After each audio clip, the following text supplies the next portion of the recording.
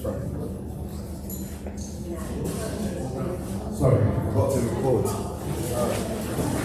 So we're going to do Stephen Harvey, independent.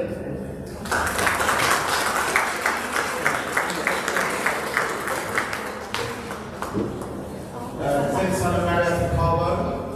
No.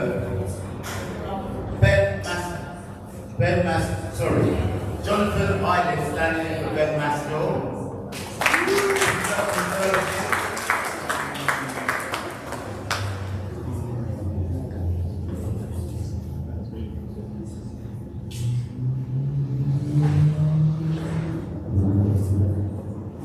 David Watson, Liberal Democrats.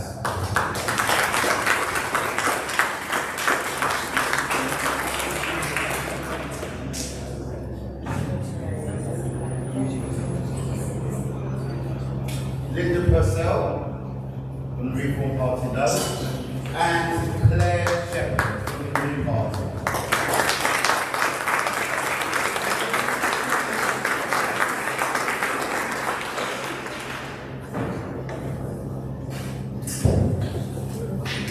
Right, so we've got 7 out of, sorry, 5 out. We've got 6 out of. So what have I left out? Alex, my apologies. Alex from the Regional Party.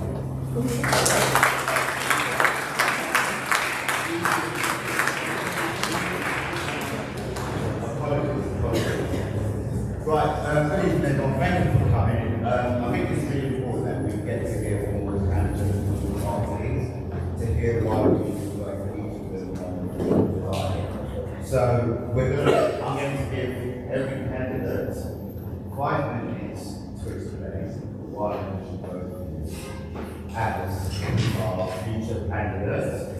And as you've noticed, I've got a little flyer here. So after 5 minutes, I will start reading. They won't be able to talk again. So who wants to start this? With the introductions, okay? Thank you very much.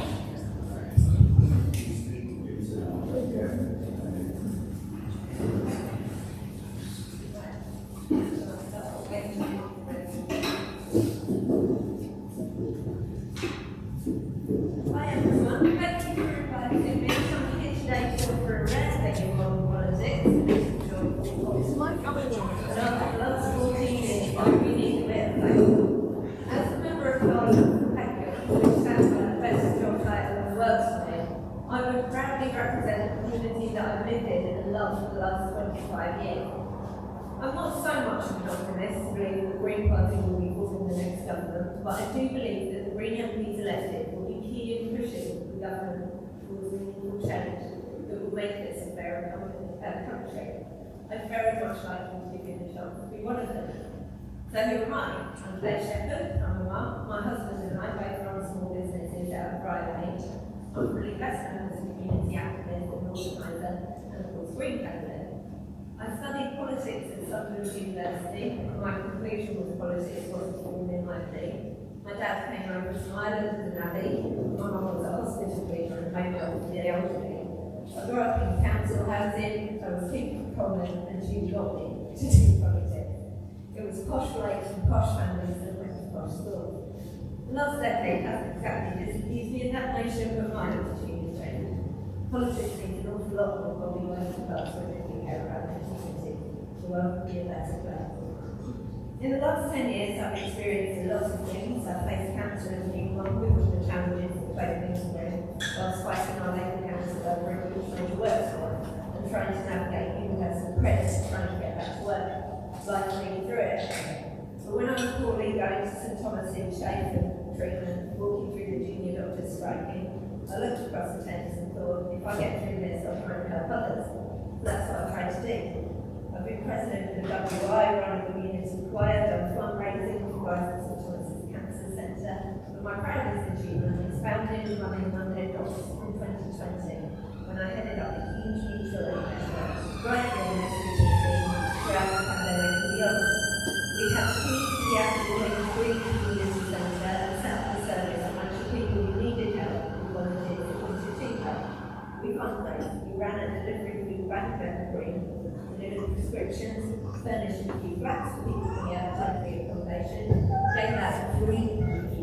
Imagine that. Took in donations for took in donations for baby banks and other food banks and cooked and delivered hot meals all over C15. Nearly 1 in 5 adults in the C15 signed up as volunteers. I was so proud to see how our working community held each other up. This is my second. In the winter of 2022, 3 of us wanted to do what we could do to help support people through the cost of living crisis. That winter we fundraised and gave out 24 episodes of £50 grants to residents of Peckham for food for the future. I hope that shows you the type of energy, grit and hard work that is our member of Parliament. I'm green because we're the only party who believe that there can be no climate justice without social justice, and that action on the environment is essential, not an understanding. We want a fairer voting system. We're not afraid to say that we need to rejoin the EU. We recognise that our NHS needs protection from privatisation, not more privatisation. We believe that our water and railways need to be renationalised, and obviously we care about clean energy and cancelling new oil and gas licences. We believe in peace. We've been calling for the return of the hostages and an immediate ceasefire in Gaza since mid-October. We believe that continuing to honour Israel is to be complicit in all crimes. The Green Party is different from other parties because we're funded by extraordinary, ordinary people like you and me, not billionaires, not billionaires. We want to tax the super wealthy to fund the investment our country desperately needs.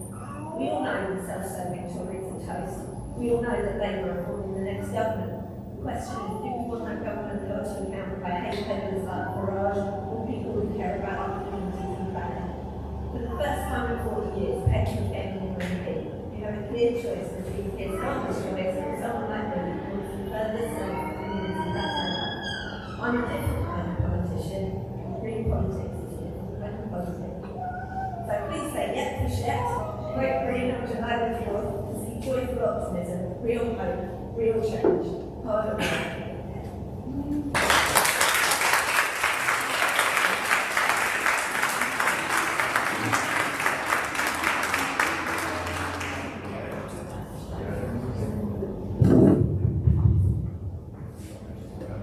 Who wants to go next?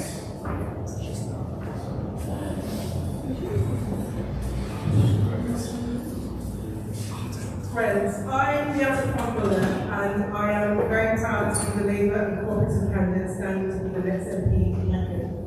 For me, this is a chance to represent a constituency that means a great deal. Because it was in the Serenian community that is rooted here in Peckham that my family found refuge when we fled from West Africa when I was a child. It was in this community that I learned the values of compassion and solidarity that have shaped my politics. And it was here that I first understood just how much the system is letting people down. That you can work hard, you can bust the gut and still live in poverty. That our kids can be talented and still divide the shots. That you can have billionaires living in the same borough as people who cannot feed their children. That the colour of your skin can still dictate how you are treated. And it is here that I found my resolve that this must change. That's why I became an economist. That's why I spent the last 15 years developing and campaigning for ideas to bring about that change, and that is why I entered politics. Look, the system hasn't been working for people in this community and beyond for a very long time, but it has never been this bad. 14 years in which living standards have not budged, as people's pay packets have flatlined and our safety net has been ripped to shreds. We now have a situation where we've got 1 in 3 families that are struggling to stay afloat, can't afford day-to-day essentials to get by. 14% of our children in Peckham are living in poverty. And it's not just about money in your pocket, it's about something as basic as a roof over your head that you perform is now unattainable for so many. Everyday services that are the foundations for people to do well have been decimated. Short staff, early years, our schools, our hospitals, our GP, you name it, all backbreaking. So, I'm really clear. Peckham needs a Labour government. This community is tired. People are ground down. And my job, and the job of everyone in the Labour Party, is to persuade people to vote for us. Not because they are sick and tired of this useless government, but because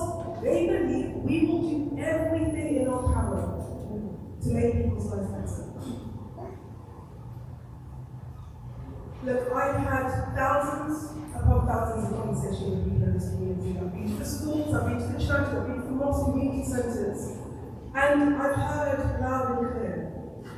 People want help with the cost of living crisis, economic opportunities, so you're not having to struggle just to get by, a job that pays a wage and you raise a family, housing, the biggest issue I encounter when I talk to people. Our NHS in a state of crisis, and particularly for our young people, the fact that they do not feel safe in our streets.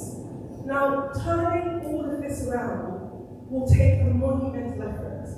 Rebuilding from where we are will take a monumental effort. But I'm very clear that if you choose me to be your MP, I will do everything. I will fight day in, day out, with hopefully a Labour government, with a Labour mayor, with a Labour council, in order to turn that around.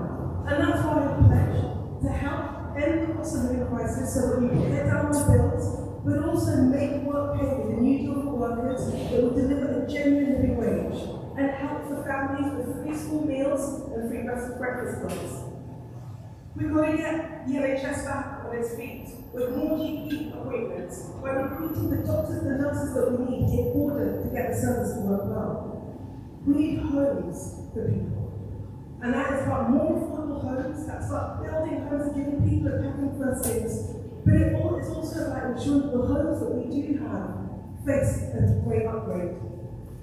We've got to get our streets safe again. And for me, that means more neighbourhood policing that people in this community trust, alongside a network of youth clubs, so that young people have safe spaces in which they live. And then finally, we have got to do that march next year. We have to do it in a way that tackles inequality. And that means a green prosperity plan that will deliver jobs as well as reducing energy bills and ensuring that people in our community get the investment that they need. Now, the one thing I can promise is if you vote for me to be your MP, I will be your voice on the national stage. I will work day in, day out in order to ensure that people in Peckham get the change that they don't just need, but they absolutely deserve, so that we do everything we can to help our community rise.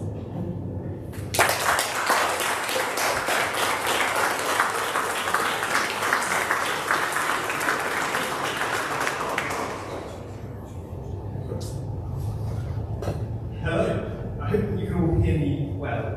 I have to introduce myself. Thank you very much to everyone on the stage for joining me up here.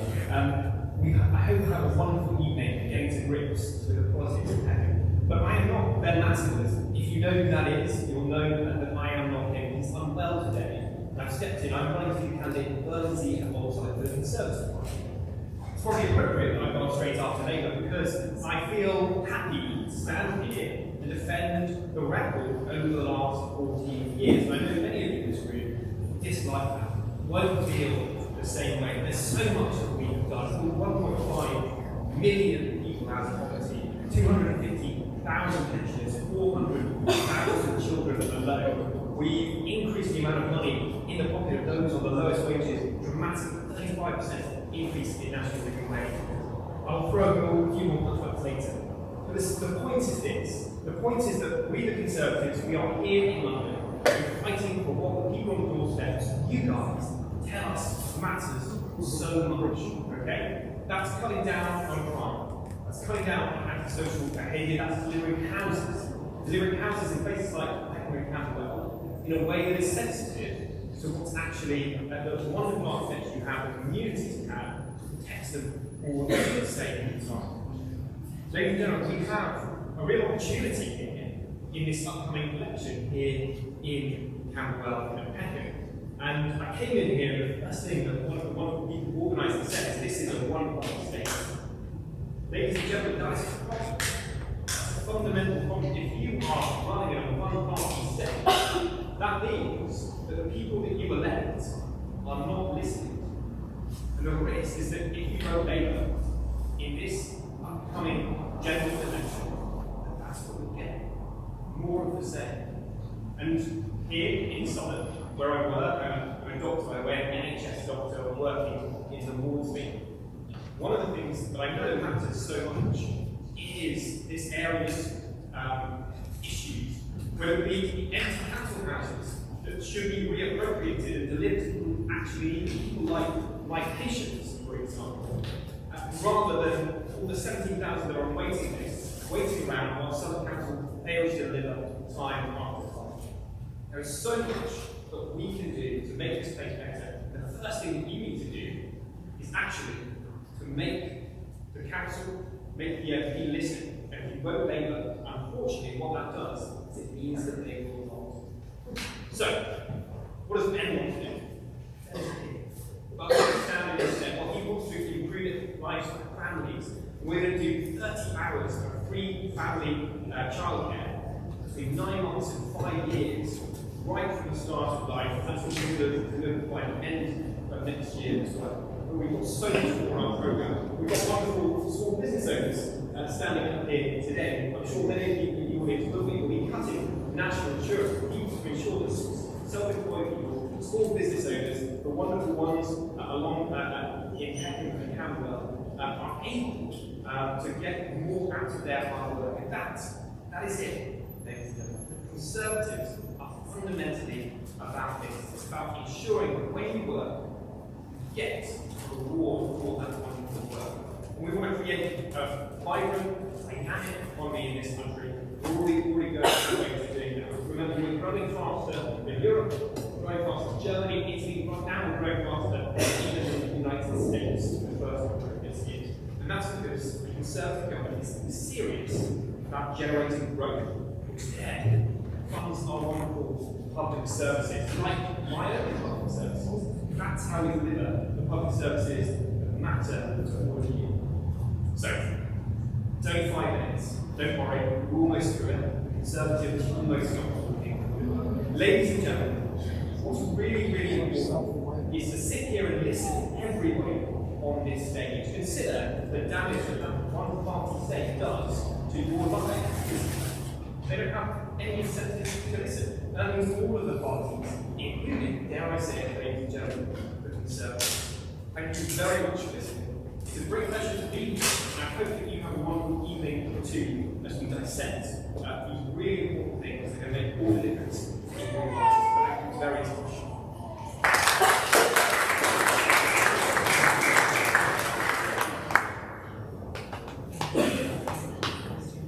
So, yes. Cool. It's good. Cool. Hi everybody, my name is Stefan. I'm standing as an independent. That's pretty much anything you're going to hear about me personally, because the platform that I'm promoting doesn't seek to promote a particular individual or anybody else. I'm here to represent the idea of a people's assembly, or a citizens' assembly. Question, I've been out on Peckham Ride for pretty much every day in the past 10 days asking people, and the question I'd like to ask the room is, what's more useful to you? Keir Starmer, Rishi Sunak, or a potato? The answer overwhelmingly on the street has been a potato. It's hilarious, isn't it? But it's also really bloody sad, okay? And it just shows how disillusioned people are with the current political system, which is why I actually chose to go after the Tory candidates. But people feel incredibly estranged from decision making at a national level all the way down to a local level. And people don't see themselves as politicians, and that's incredibly forgivable. I think we can all understand why. And we need to kind of expose people to the idea that doing politics starts on the ground, and it starts with personal experience. And we would like to roll this idea out in the form of people's assemblies in Peckham, in localities all across the country, and there is a great network of independent candidates representing assemblies. Now, what is a people's assembly? It's a way of getting people together in a community. It could be at the ward level, it could just be a particular housing area, or it could be in a constituency, and talking about the issues that affect them on the ground. Yeah, we do need to talk about macroeconomic things at the end of the day eventually, but this is how you get people on the ground doing politics in their own way, talking about services, talking about community spaces, local environment, and things like that. And a People's Assembly is a facilitated meeting, alright? That means facilitators are there to not tell people what to think or say, but to manage conversation so that ideas are formed in a structured, impactful way, okay? And that allows people to, as a group, prioritise the things that concern them most. Every opinion is valid. Opinions are respected, and what we certainly want to avoid is adversarial politics rooted in debate and move more towards discussion to build a consensus over the issues that people think are affecting their lives the most. And each assembly, just one session, could be a 2 or 3 hour meeting, effectively develops a manifesto there and then. Come and talk to me later, I'll talk to you about some of the things we've come up with as a community assembly over the few that we've held already, and I'll summarise some at the end as well. But basically, these assemblies put together manifestos, and then that's when they can start taking effect and affecting change at a community level. Because people from a grassroots space have got together, spoken about things that concern them, and come up with ideas, tangible solutions to changing these things for the better. And then pressure can be applied to elected representatives, such as MPs or councillors. Okay? So that's how we work at the grassroots level. And you might think, well, okay, how sustainable is this? Well, the long to medium term goal would be to replace the House of Lords with a National Assembly, where people from different regions sent by sortition, so that it's not one constant elected representative who can amass an unfair amount of power, by sortition to carry out the scrutiny and deliberation required of laws being made in the Commons that is currently decided by an unelected House of Lords. And I personally one day would like to see the House of Commons replaced by a National Assembly, where there is no top-down party politics and there is no concentration of power in the executive in the form of Keir Starmer or Rishi Sunak or whoever turns out to be the next Prime Minister.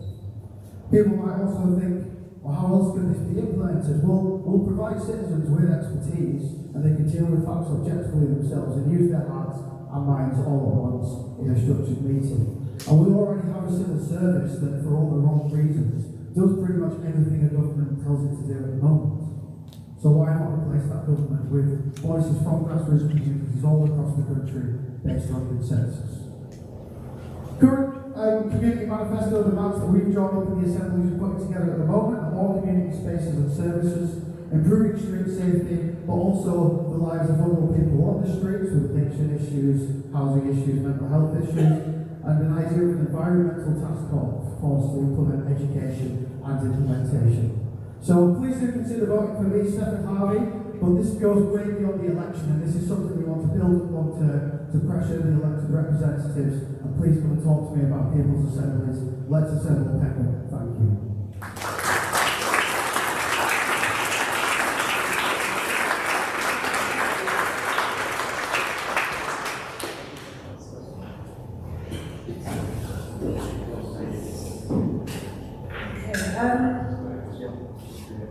When I look around, I see people with lots of different needs, people from different cultures, backgrounds,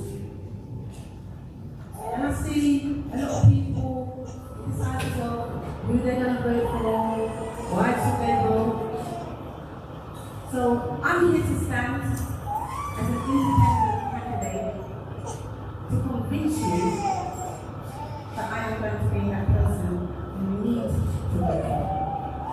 My name is Jennifer Lee, and I am a resident of Peckham, born and bred in Peckham for over 50 years. I know I don't look it, but yes, over 50 years. Now, when I grew up in Peckham, and I put my hand up, I wasn't a good role model for Peckham. I was one of the troublemakers in Peckham. I gave a lot of problems in Peckham. So, who am I and why do I believe that you need an independent MP to represent you, the people of Peckham? I don't come up here with no big politician talk, I don't, because that's not me. And if I did, it wouldn't be me. I'm being real with you. I'm being honest to you of who I am. So, 50 odd years ago, my mother who sits here with me, who has stayed behind me through thick and thin, even though I put shame to her face, she has stood here. And she stands here today to watch her daughter stand before lions, if I want to put it that way, because everybody's fighting against who they should vote for and who they shouldn't vote for. Labour wants to fight, Conservative wants to beat up Labour, and everybody wants to fight. But I'm not here to fight, I'm here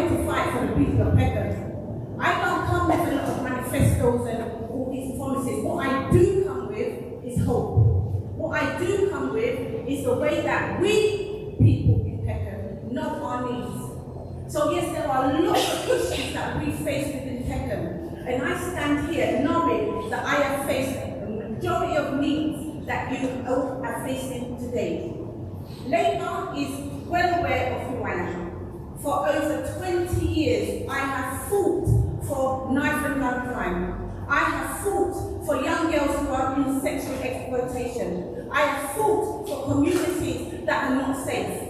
And I have worked tirelessly with Southwark Council, which is run by Labour. So they are aware of who I am. I have worked with the Lib Dems in tackling issues. I have worked with Conservatives in tackling issues. Because my thing is that it takes a group of people to come together to make a difference. Not the fact that we stand up here and argue with each other on who you should vote for.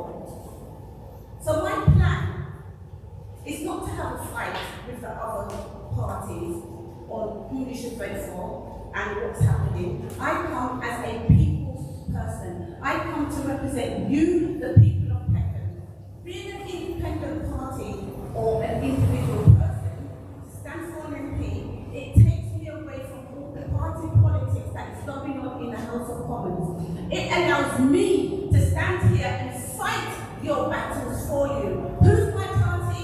You, the people of Peckham, are my party. You, I can stand in and say, I am your voice. So yes, we have a lot of crime in Peckham. Like I said, I was one of them that caused it. So I'm well aware of the issues that we're facing within Peckham. And I know that I have a voice that can speak up, and I have within many times been in Parliament to fight against the problems that we are facing in Peckham. We have a Labour Party that is in government, in council. And do you know what? Like I said, I'm not here to fight the war. But Labour, this is a Labour ward. And it's time to give birth to a new independent MP. And I am asking you to give me that chance, because I know the needs of those that in Peckham. I know the needs and the wants that people in Peckham have a desire to meet. So I am there to ask you to give me that chance as an independent person that can stand,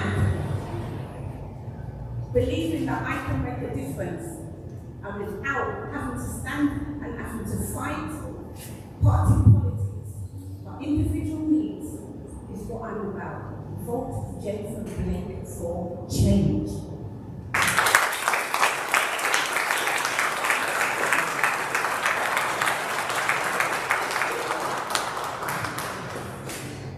Thanks very much. So I'm David Watson. I'm standing here as the Liberal Democrat candidate for Peckham.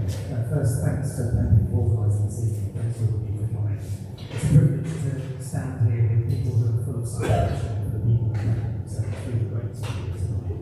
So I'm going to talk a little bit about the Liberal Democrats' plan for a fair deal, the political choice facing Peckham in this election, and I'm going to tell you a little bit about myself. So firstly, the Liberal Democrats are fighting for a fair deal for you and for your community. We have a bold, ambitious plan to save the NHS and fix the care crisis. The Conservatives have plunged the NHS into crisis, failing to deliver the new hospitals they promised and making people wait hours for an ambulance, weeks to see a GP, or months for urgent cancer treatment. They've let people down and taken them for granted for too long. It's time for change. People in Peckham are working hard, raising families and caring for others. You deserve a fair deal. A vote for the Liberal Democrats in this election is a vote for a strong local champion who will fight every day for our NHS and your local health services.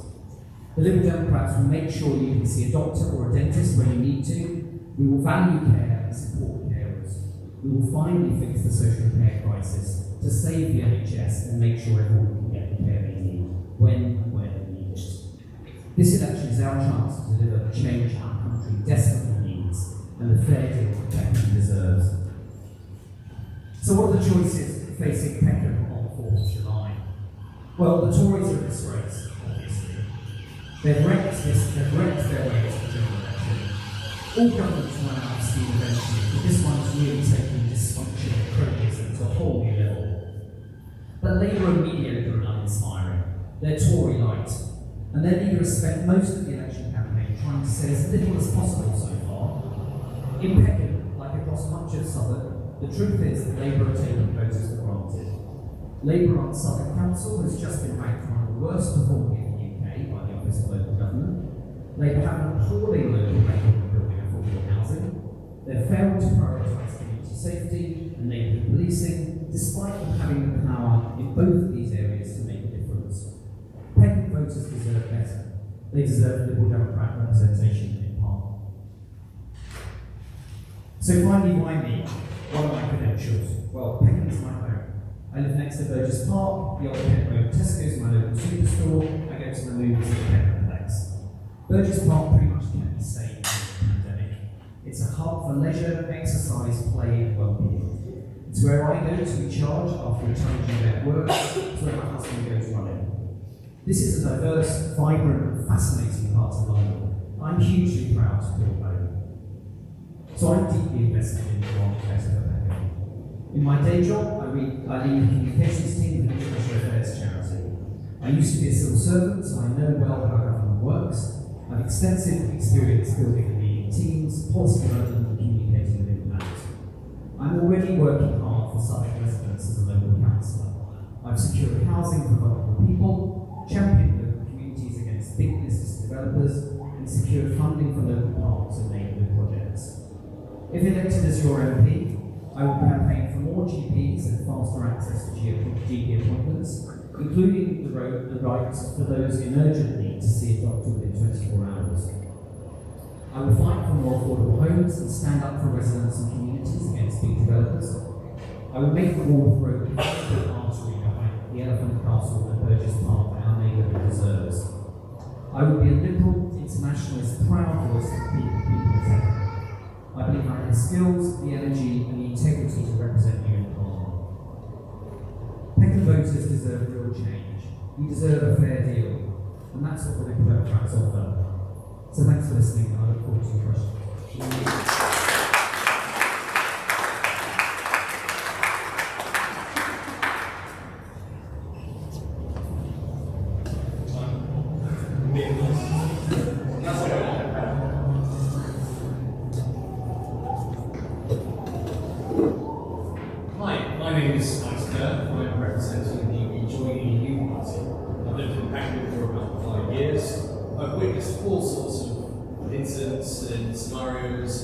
Lovely things about Peckham.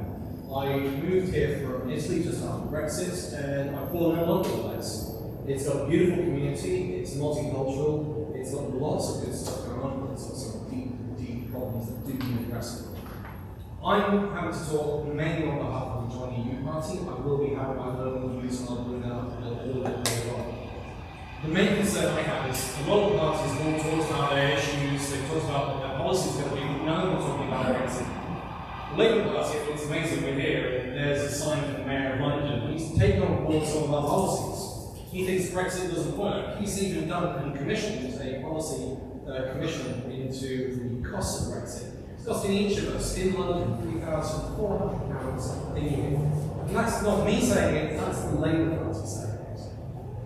It's a deep concern that no one is really talking about this issue, and yet it's affecting everyone. I go and speak to the street stall guys who sell you fruit and veg. They're telling me they've never had prices like this before. I'm looking around and going, can you get a GP appointment? Is it any quicker? Is it any better? This is no. Is your dentist any quicker? This is Brexit. No. Is your food when you're shopping any better? Is it cheaper? No. It's gone up. Do your classrooms for your kids? Are they any better? Is it smaller classes as was promised as a result of Brexit? No. Reform Conservatives want to continue this, Labour want to continue this policy. It doesn't make any sense. It's just continual damage. And yet, no one wants to talk about it. We've even had problems coming into this election. We've had the council trying to restrict my ability to actually come in and represent the Join party. Newspapers want to talk to us, the main media want to talk to us. We're the elephant in the room, the elephant in the castle. Sorry, and the way I'm looking at this is, maybe you're not going to give me enough votes to become an MP, but you might send a message, and I'll make this quite clear. We ran against Sadiq Khan, not this time, but last time, and we got 30,000 votes, and it was enough for him to take on board our idea and listen to us, and go, actually, let's commission a report, let's not back Brexit. It's a really silly idea.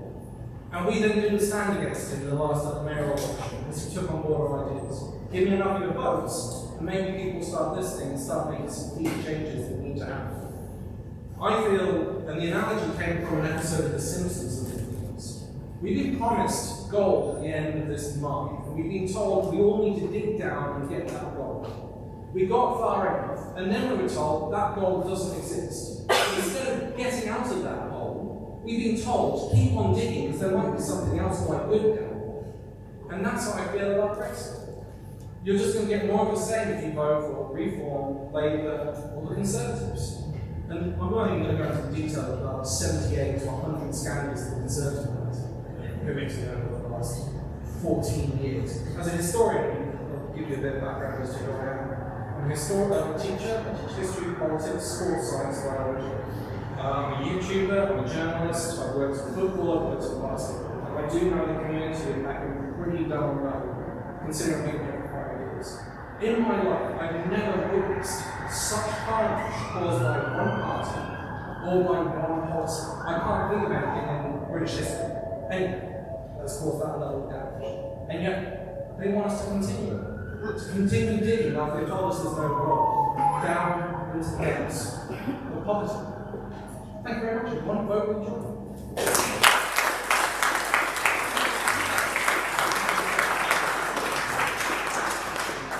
Right, I think we've had a chance to listen to all 7 of the parties here today. And I think the reason why we've asked everyone to come is we feel that everyone needs to ask questions. So, we're going to take questions from the audience. I will say, because there's quite a number of us, can we just keep the limit of time, unless we want to stay here till midnight. Yeah? Well, first and foremost, before I forget, welcome to our lovely building, this is the Liberty Exchange. It's a community project supported by local residents, built by local residents, so it's not impossible. Also like to say a big thank you for Southwark Council for actually funding this building and actually allowing us to actually build it. And I hope we can see a lot more of these kind of buildings coming up in the future. Anyway, we've listened to a lot, the communities tight, housing, childcare, business owners, Britain coming out of Brexit. How do we facilitate the community? We've got housing issues, there's things around the developers taking up a lot of space. I'm sure that's going to be one of the things that we're going to talk about today as well. And many have also talked about some of the issues that are here in our community. We do have some decent issues, but there's a lot of people that are trying to solve those issues as well, especially those in the community, and I'm sure there's many of them here as well today. But we want to hear from you guys, or from anybody here today. So, does anybody want any questions? Take the gentleman on the back. Can we talk into the mic, please? So we take your question and then yours straight after. Thank you, everyone. Thanks for the opportunity to speak. My question is, thanks, So, my question is this. It's kind of to all the candidates, but I guess particularly Sir Fiat, I think, the person with the biggest chance in Peckham, frankly. On Saturday, Sir Keir Starmer was on Question Time, which many people saw, and he was asked a question about the Rwanda plan, and also asked a question about the Bibby Stockholm barge down in Portland in Dorset. Now, I was one of many people, hundreds of Peckham locals, who took to the streets 2 months ago, about that now, to stop the illegal movement of refugees and asylum seekers from a hotel down the road here in Peckham down to the big Stockholm barge in Dorset. Now this barge has been condemned by the Fire Brigade Union as unsafe and unfit for human inhabitation. There's Legionnaires' disease in the water, it's suicide risk, and not to mention the fact, amongst other things, it's a space for men only on the barge, and they also house trans and LGBT plus asylum seekers on the barge as well. My question to you all is this: what would your stance be on the Rwanda plan? Are you going to continue on the plan, or are you going to stand with refugees and migrants, like the people of Peckham, who very clearly said they stand with their neighbours, they stand with their community, and they say refugees are welcome here? So will you stop the barge? would you get rid of the bar? That's the big question.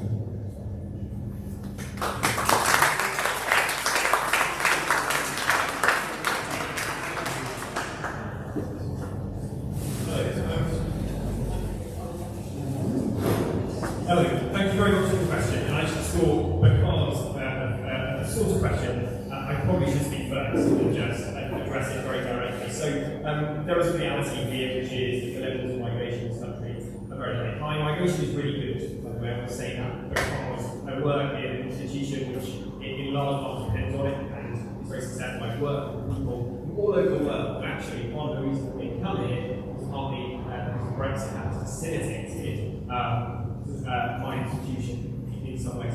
The other thing that I want to say, though, directly addressing your question, is that this is increasingly the way things are going. 15 countries across Europe are already looking at plans in order to process people in third countries. And the fact that we've led on this, actually, I think we just need to look the reality in the eyes and admit that actually we need to have a plan. So that's my position. You're probably not very surprised. I'm happy to politely disagree with your point of view, but also compared to the other members of the audience. Okay? Hi, thank you for your question. As a refugee myself and a first-generation migrant, I have found the debate around immigration toxic, of course, sad, quite frankly. I think the government has played politics with immigration and with vulnerable people. And the thing I hope we will get from the Labour government is a big step change from that. They've broken the immigration system, they've broken the asylum system, so much so that people are now stuck in years and years. And so for me, the Rwanda scheme is a gimmick. It is a quick gimmick. It is one that we said that we would scrap. And we need to fix our immigration system. We need to fix our asylum system. We need to clear the backlog, and we need to go to a system that works and is far more humane than the one that we've done in the past. I believe I spoke to you on Saturday, young man. Okay, and in regards to immigration is a very tough subject, and you have to say the right thing, or you assume to have to say the right thing. But let me just explain something. My parents came over here, and they're part of the Greenwash generation, so we are well aware of the immigration issues that are happening. Now, I don't know how deep you understand the immigration issues that are coming nationally, but let's talk about our own community in Peckham, because that's what we're sitting here for. We're sitting here talking about issues that are related to our community. Immigration is hard. We get a lot of young people that are stateless here in our own community. We have got young people that are coming into this country as babies.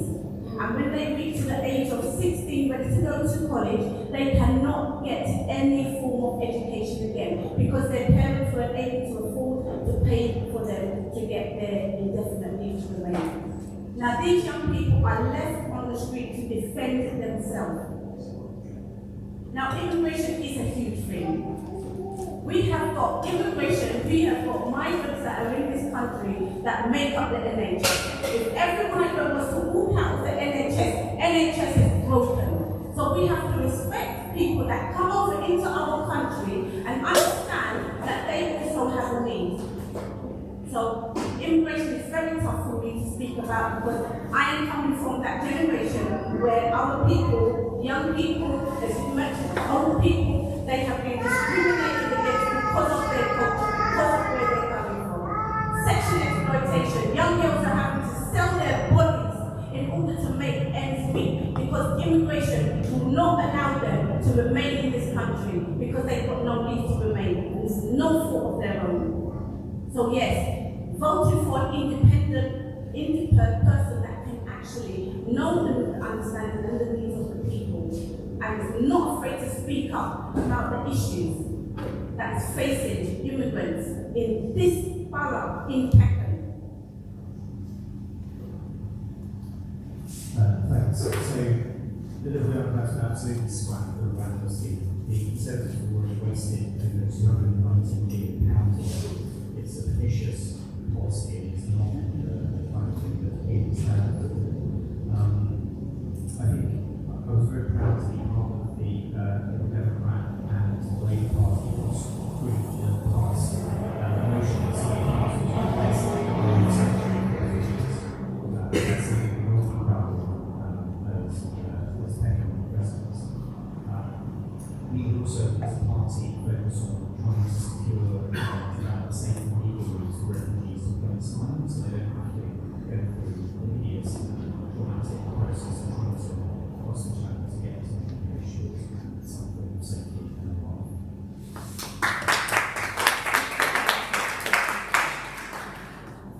I'd like to say that nobody becomes a refugee lightly. The rhetoric that has been around this issue for the last 15 years has been disgusting to me. I think there needs to be an end to the hostile environment. We need to stop treating people like they're coming here for some kind of free ride. We need to process people's applications quickly, fairly. We need to get rid of the prohibitively high processing fees and just charge them at cost value so people aren't caught on that trap. Because it's disgraceful, like you said, Jeff, it's disgraceful that that's happening to young people just because their families didn't have the funds to get the right paperwork through. We'd also like to open more safe routes to sanctuary for those fleeing war, danger, persecution, and increasingly in the future, minor disaster. We're already seeing, temperatures in India where it's so hot that the monkeys and birds are dying, falling out of the trees. We're seeing people going to Hajj and dying because of the heat. This isn't going to get better. This isn't something we can ignore, and it has to be something that we look at in a grown-up way.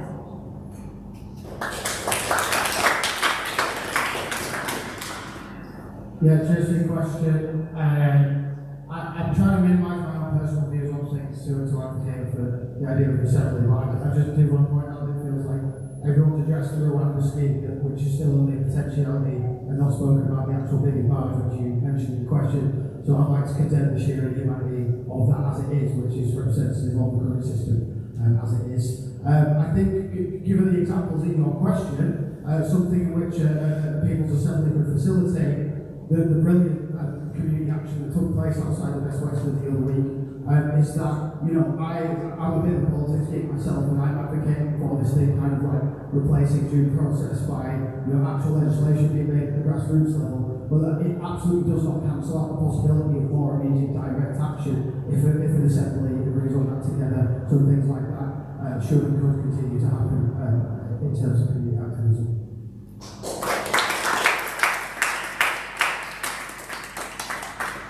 So on this one, I'm slightly talking from my own perspective, less so than the rejoin the EU party, because obviously our policy is mainly to rejoin the EU proportional representation. But for me, you look at that plan and it's like, right, well, that's the Nazi plan, that's the Madagascar plan. The plan that the Nazis had was to deport Jews out of Europe and send them to the island of Madagascar because they didn't want them in the territory. The stuff that comes out from you guys as well, you have to have a Holocaust survivor tell the Conservative Party members for the Parliament that a language is inappropriate and reminded her of some of their experiences from the 1940s. Use the word swarm and invasion. Well, you can also find that description in Mein Kampf. I'm speaking as a historian here, and it's just shockingly horrific. We live in a lovely, multicultural society in Peckham. There are problems, but we get on relatively well. We're actually an example of how multiculturalism can actually work, and yet it's ignored. You don't hear the Conservative Party really talking along the lines of Martin Luther King. It's more along the lines of Enoch Powell, and you know how that goes. So, and talking about the plan itself, it's a joke. It's 219 million. We've now found out that the government in Rwanda is spending that now selling those flats. Absolutely fleeced this attendance to the bank. It's an absolute joke. You talk about business people being in charge. They've got a clue. I'll cite other examples as we go along. I'll end this. Freedom movement, Belgium deporting people in the EU if they don't vote. within 6 months, you can get deported. It's not freedom of movement, it's the right to work. Please use proper language when you're actually like talking to the public instead of inciting hate. The other thing is birth rate. Ours is 1.56. In order to replace that, we need 400,000 a year.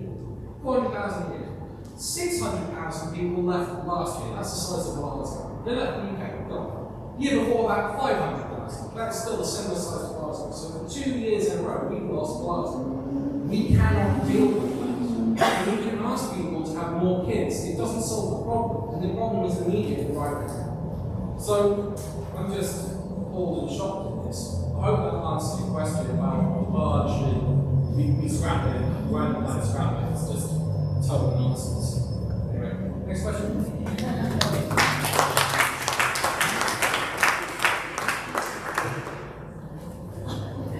From the campaign for community action, the last public meeting held by Peckham Hustings on the Elsham Centre development in Peckham is at tomorrow at 6 p.m. inside the Elsham Centre. This is the last meeting before they submit their planning application. Do you support the current plan, which includes the just absolute bare minimum 35% affordable housing? This means that 65% will be unaffordable for most local people.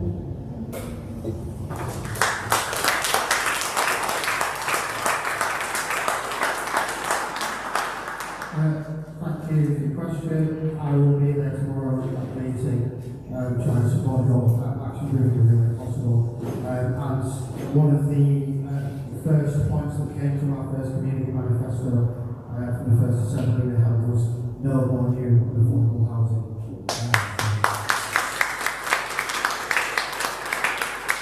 So this is something I can confidently speak on, and it's not just my opinion, this is important to the People's Assembly. 35% affordable housing, where I think only 25% is sort of like fully subsidised housing, is a hopeful amount. And I think, you know, there are already concerns about how the sort of like how Peckham is represented and who gets to occupy certain spaces in Peckham. It's already a cause of anxiety. I'm aware that someone who's moved from Yorkshire been sort of 5 years that I to some extent part of that, but I'm not a huge property developer like Berkeley or a landlord that drives up those prices myself.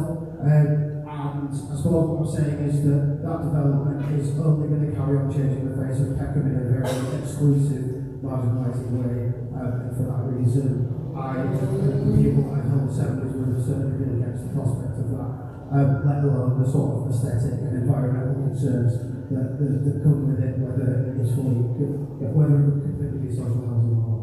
So thank you. So I've spoken to a lot of the community and heard express the feeling about the Elsham. My view is there is an opportunity there. We need more homes, we need more mixed-use development, and the question is how we design it. So, you know, if I am elected as the MP, trying to work to make sure we get more affordable housing, and you know, the council is constrained, they have taken some subsidy within it, but we need national government and with the mayor in order to work to try to lift the number of affordable homes. We do not have enough social and affordable housing in Peckham. We need more homes, but we need more of those homes to be affordable, so that's the first priority for me. And then the second priority is any development has to be done with consent of the people. And that's all the community. All the community have to be consented, have to consent, have to produce this. We have the chance to have a scheme that works in the spirit of Peckham. It is going to be in the heart of Peckham, so it matters what the scheme looks like and feels like. And the community has to have a voice in trying to shape that. And my view is if we can get to a point where we are delivering the numbers of affordable homes that I think is possible, it cannot be done at the moment because we have a Tory government that isn't prioritising social affordable housing. Labour has committed to prioritising social affordable housing. And we have all the community around the table to design that scheme so that it works in lockstep with Peckham and Park Peckham. I think it's an opportunity to move forward. That's not where we are at the moment, but that is what I'm committed to helping us get to in 1 minute.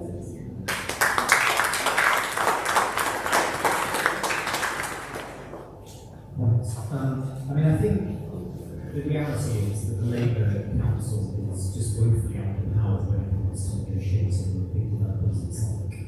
And that's been demonstrated time and time again on time 35% affordable housing should be a minimum, not a ceiling. And we desperately need more affordable homes across this parliament. So the Liberal Democrats have got a target to build 380,000 homes a year and 150,000 affordable homes. And that's we're the only party who have put affordable housing projects as part of our national manifesto. But I've seen time and time again, unfortunately, that the Labour council is woefully ill-equipped to negotiate forwards with these developers. We need more investment in the land department. I'm sorry to say that my predecessors both in this constituency and in further north of the borough haven't done much to strengthen the Labour council's hand in these developers. There's absolutely no shortage of money. These developers are making millions. Plants and concrete towers are going up all over the site. There's plenty of money around. The council just needs to develop a backbone more conservative with these developers. There are powers that the council can employ around local development plans and community development planning orders in order to increase the pressure on developers to do better in these places. I want to pay tribute to yourself and the local community in this negotiation over the last few years. I know that these plans are not perfect by any means now. They're better than they would have been without your involvement. And actually, you've set an example for the rest of the parliament in terms of how you can get something vaguely close to a framework for community involvement in these kinds of issues to roads. Unfortunately, just north of the Economic Council, we're building another development on the Borough Triangle where there's nothing like the community engagement that you've been able to muster. So it may not sound like it, but you've done better than most of your neighbours who are doing under similar circumstances, and that's testament to your resilience.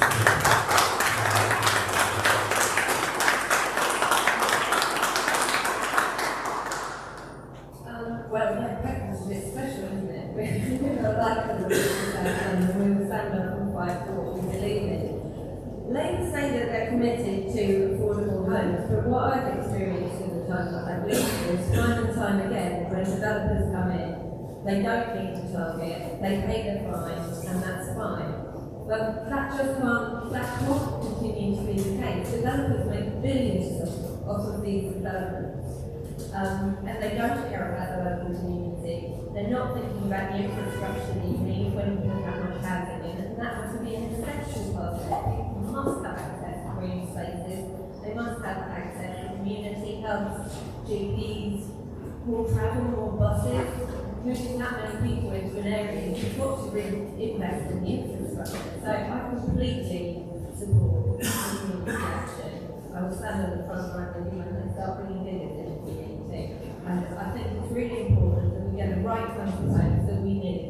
And we don't just want the social homes to be little 1 and 2 bedroom places. We need family homes. That's what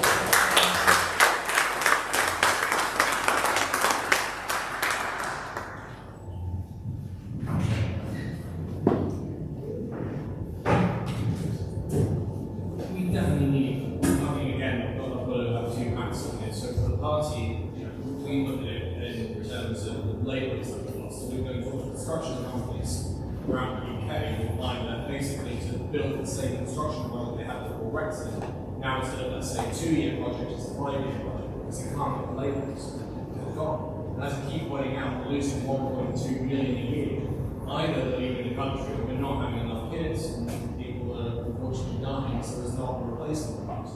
As a result of that, we've got shortages of labour. That's why you've got shortages everywhere. The only immediate solution is to have immigration. There's no other solution. You cannot instantly grow children and get them to the age of 18 overnight. And this is a long-term problem we have. So for us, it's about making everything we do. We'll be able to get access to workers who would hopefully be willing to come here. Although we've got to repair those bridges because people don't want to be here because they feel they've been chased out of the country because of racism. It's interesting, one thing that the Conservative Party managed to raise was my hate crime. The numbers are not really good. For myself, when it comes to housing, it's funny, again, you look at policies of the other parties that you don't seem particularly forward thinking. I wonder if it's because they get donations from the big housing companies. There's a thing called 3D printing that's existed for about 8 years now. It's been trialled out in Germany. can build a 2-story house in 6 weeks with half the labourers. No one's talking about it. IKEA are. So this is one of the things we've been talking about. You could build a quicker house if you want. The other thing, and this is just personal, I quite like what they've got going on in Australia. It's about 70% social housing. It's stable for the economy, which makes sense. It's cheap housing, it's big housing, they're flats, but also, in some of these projects, they don't just have a tower block and it's just basic amenities. They've got tennis courts, swimming pools, saunas, play areas, green spaces. I'm a big fan of it, but that's just me personally. So I would encourage as much social housing as possible because I think economically it stabilises the country far better than the private mortgage that takes 40 or 50 years, but the majority of you cannot afford. Yeah, my question, right, sorry. So you go. Sorry, well, just to give everyone a shout, I just want to make a few points. The Liberal Democrats have explained their plan, and I think the number of houses that you're going to build is ambitious. I think that's good. And it's very similar to the United themselves as a plan to build over the next 4 years. One thing I would say is, as the leader of the Liberal Democrats himself said, that they would end up building the wrong houses in the wrong places. That's not a strategy going forward. With the Labour Party, well, there are 1,600 council houses here in Southern, where need to go to be put back into circulation if we think the right things. And so we need to look at kind of simpler solutions, I think. And I can't speak for that. And so I don't know exactly what we should do in the case of it's the Elsham estate, wasn't it? But I'm sure that you would advocate some kind of compromise to help ensure that we have enough homes and enough homes that people can buy affordably. So, a really good question. Thank you very much for adding in one more. Can I just ask my question, because I need to leave because of my little one. I'm pleased to hear that everybody spoke well about immigration and the reflection that it has in this borough regarding its community, whether they're from Africa or just all around the world coming to this borough. But my question is about, can someone talk about their plan with regards to, sorry, I've written it down and I need the glasses. Can someone talk about how their proposed plan regarding NHS and social care will address specific needs and challenges faced by marginalised community within the healthcare systems? And what measures will you introduce or to ensure that there's an equitable access to healthcare services, especially to our marginalised community? Because we are aware that those disparities within health still remain.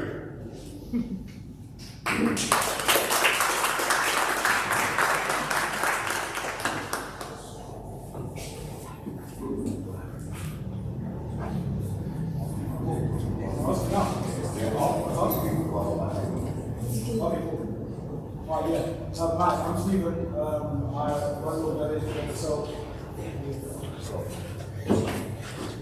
Okay, cool. Nice. My name is Stephen. I run the organization myself with my colleague here. We work with a lot of young people in the area, young people and adults. One of our strengths is around advocacy. And obviously, speaking in places like this. I look around the room today, and I don't see many young people, not to be rude anymore, forgive me.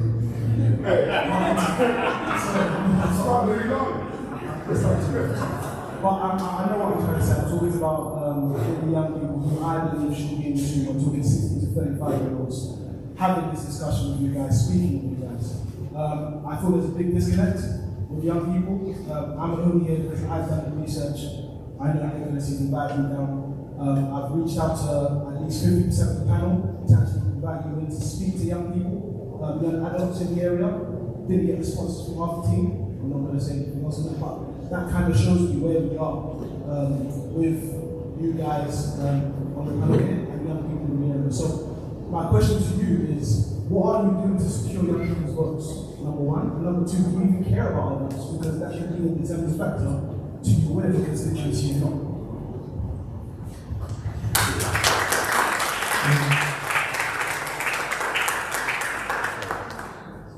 you, Stephen. I'll quickly address the healthcare thing before and then get back to you. Is that alright? Because we have two in a row.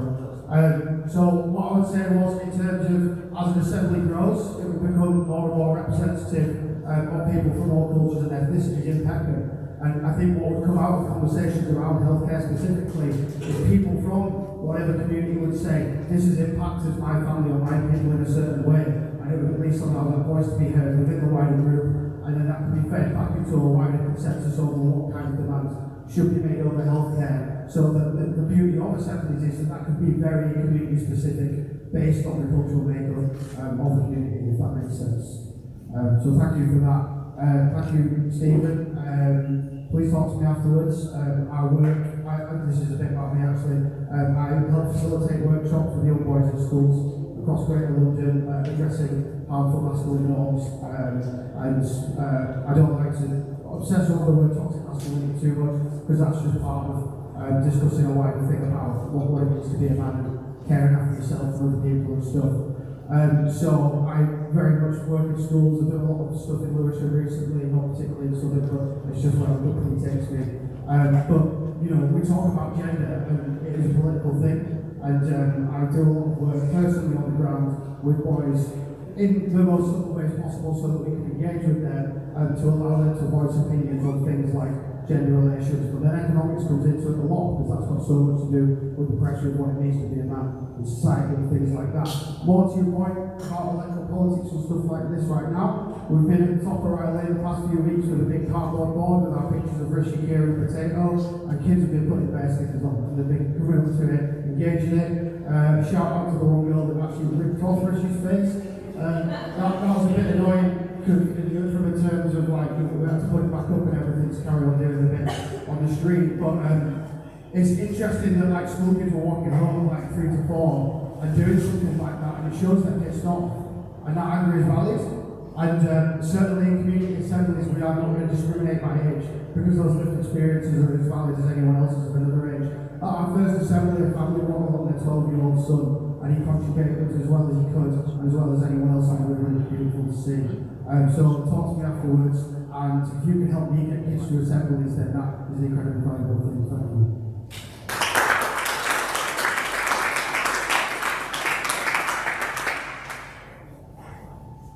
I appreciate getting around 2 questions from every single person, so I'll be brief. But I'll just, in order. So the first question, I just want to take an example from my own field. So I'm a mental health professional and a medical doctor, and one of the prides of the last 4 years has been watching the development of the Mental Health Act, which is specifically designed, it's renewal, to address and to help people in BAME communities, and that's something that hopefully we'll get through in the next Parliament under a Conservative government. There are many other such examples. And then just on young people, the very first thing to say is I'm a great believer in education. And under our rule, over the last 14 years, we have shot up the global league tables. We are best in the West for reading. We are 10th in the world for maths. We were falling down the league tables under Labour. And in Labour-led Wales, things getting worse. SNP-led Scotland, things getting worse. So there's lots that we're doing for young people, and I think it really, really matters making sure that we have talented, bright people who are going to go on and do wonderful things in the world, whether it's great excellent education, apprenticeships as well. So there's lots that we're doing, and we want to keep going further. So a really good question. Let's pass it on, otherwise. Brilliant. I'll try and keep it brief as well. I'm going to start with young people. And I've been trying to meet them where they are, because I've been going to schools, youth clubs, community centres, and there is deep disaffection. I'll give you one quick anecdote. I remember in a school, the head teacher said to about 16 young people in the student council, she wants to be a politician. Tell her what you think of politics and politicians. And to a person, they told me that we were liars, we were corrupt, we're in it for ourselves, we don't look out for the community, we don't look out for them, we make policies. And I was really saddened by that, because in the end I believe in politics and the ability of politics to change. And we need each generation coming up to believe that, not least so that they can apply pressure on politics to work for them. And so what we're going to do, what am I going to do to make sure that we engage young people, meet them where they are, don't expect them to come here, find them, have the conversation, understand the priorities. Now, the thing I've heard from every young person that I've spoken to, they don't feel safe in our schools. That's the number one question they raise to me. What are you going to do, like life plan, what are you going to do for us to feel safe between school and home? And so, listen to them. That's the reason why it's one of my top 3 priorities is because I've heard what they've said. And then we go to act. And for me, that is delivering on that key priority for them. But it's also making sure that there are opportunities for young people. That starts in school, that starts with what we are doing in our school system to lift it up. But it also means that there are routes and pathways for young people so they don't lose hope. And at the moment, it feels that people are losing hope and they don't believe that change is possible. I believe it in my gut, so I'm standing for politics, but it is that action. And the final thing I'd say is we need young people to form a movement. Politics can be changed and moved by people, but they have to exercise that power. On me, if I'm elected to be the MP, on any one of us if I'm elected to be the MP, but on politics to make sure that we're responding because they are being given a raw deal and that has to change. On the question of the NHS, and I will keep that brief while I'm on a bit there. Look, I think there are 2 parts of it. We are seeing massive health inequality and it's increasing. And we're seeing a particularly marginalised community. And so there are 2 parts of it. Look, there is a baseline job we need to do just to get the NHS back on its feet. They break it every time. We built it again in 1997. They have broken it again, this time far worse than before. And we've got to try and rebuild the NHS. And that means that is for everyone. But then within that, there is a specific set of issues that we know that health outcomes for people in black and minority communities are far worse.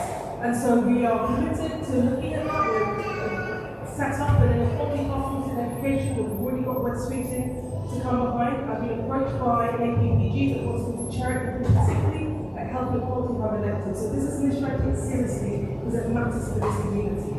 And then the final part of it is about the workforce. We have a lot of minorities in the healthcare system. We do not pay them enough for doing the most valuable work. And so for me, making sure that people who are doing in the caring profession are paid a wage or reflects the work they are doing, are in the professionalised sector and feel that there are opportunities, because that means that the work is looked after, and that means that we as a community are looked after.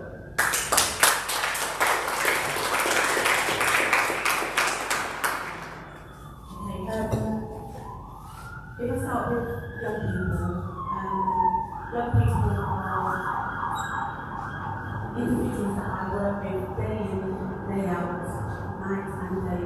I currently work in schools where I run a off-site provision for young people that will genuinely be excluded from school. So now, when we talk about young people and politics, they are disengaged from politics because they do not believe that is for them. They are disregarding politics, the understanding about politics, they don't see themselves being part of it. If I am elected as an MP for Peckham, I will make sure that every young person has a voice in Parliament, that every young person is able to go inside of Parliament and be a voice. We can set up groups within Parliament where young people's voices can be heard about the issues that young people are facing. It is not for us as adults to be telling young people how they should be doing, how what they should be doing. It is the young people that have got understanding they are human beings and they do have knowledge and understanding of the way they live and the things that is needed for them. So in regards to what you're talking about, in regards to young people, I am passionate about young people. I have been working tirelessly over 30 years working with young people, and I have seen the disengagement of how young people are treated. Our youth clubs are being closed down. Young people are used to have places where they could go, and all of that is being taken away from them. Now, I know that you do enormous work with young people in our community, and for me, if I'm elected, I will ensure that your project will be one of those projects that young people can feel proud to go to, that young people will have a better understanding about politics and how they can change law, how they can be part of being in decisions about what happens in their borough, rather than us deciding what is best for them. So more community centres and more youth clubs in our borough will enable our young people to be able to go to places where they can feel safe and get them off of your doorsteps and on your alleyways where they're pushing drugs and being exploited. So in regards to NHS, let's just say that a lot of the NHS is made up by the minority individuals. The NHS is workers of the minority of us that are working within them. So for me, if I'm elected, I want to have an understanding of what are the needs within the borough of Peckham that we can do to enable NHS to work better for them. If we're not asking those questions and all we're doing is just putting in what we believe is best for them, we're not going to get anywhere. And for so many years, are you going to wait another 5 years and it's not going to work for you?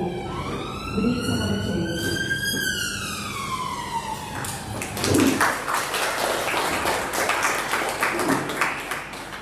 So I think one of the things that we can do is begin by modelling the people that we want to see in politicians, and that is the people of integrity, of respect for each other, courtesy and kindness, and is the antithesis of what we've seen over the last few years from this conservative. No wonder young people are disillusioned. I mean, I'm horrified on a daily basis by this. Does this not just wreck their way to the 4th of July, and it can't be over soon enough, frankly. In terms of young people locally here, I think one of the things that would be good to do, and I think if any of us are, and Yas has talked about some of the work she's done already, if we're fortunate enough to be elected, I would certainly think that we be wanting to go out to schools and spend time, particularly with the sort of youth parliament and other local youth community organisations, and really taking on that mantra ourselves and be proactive going out there, trying to reassure people that there is hope. It is worth getting into politics. Another thing is I believe in the current politics for good. I do think that we can change our country for better. And I think probably all of us will do it.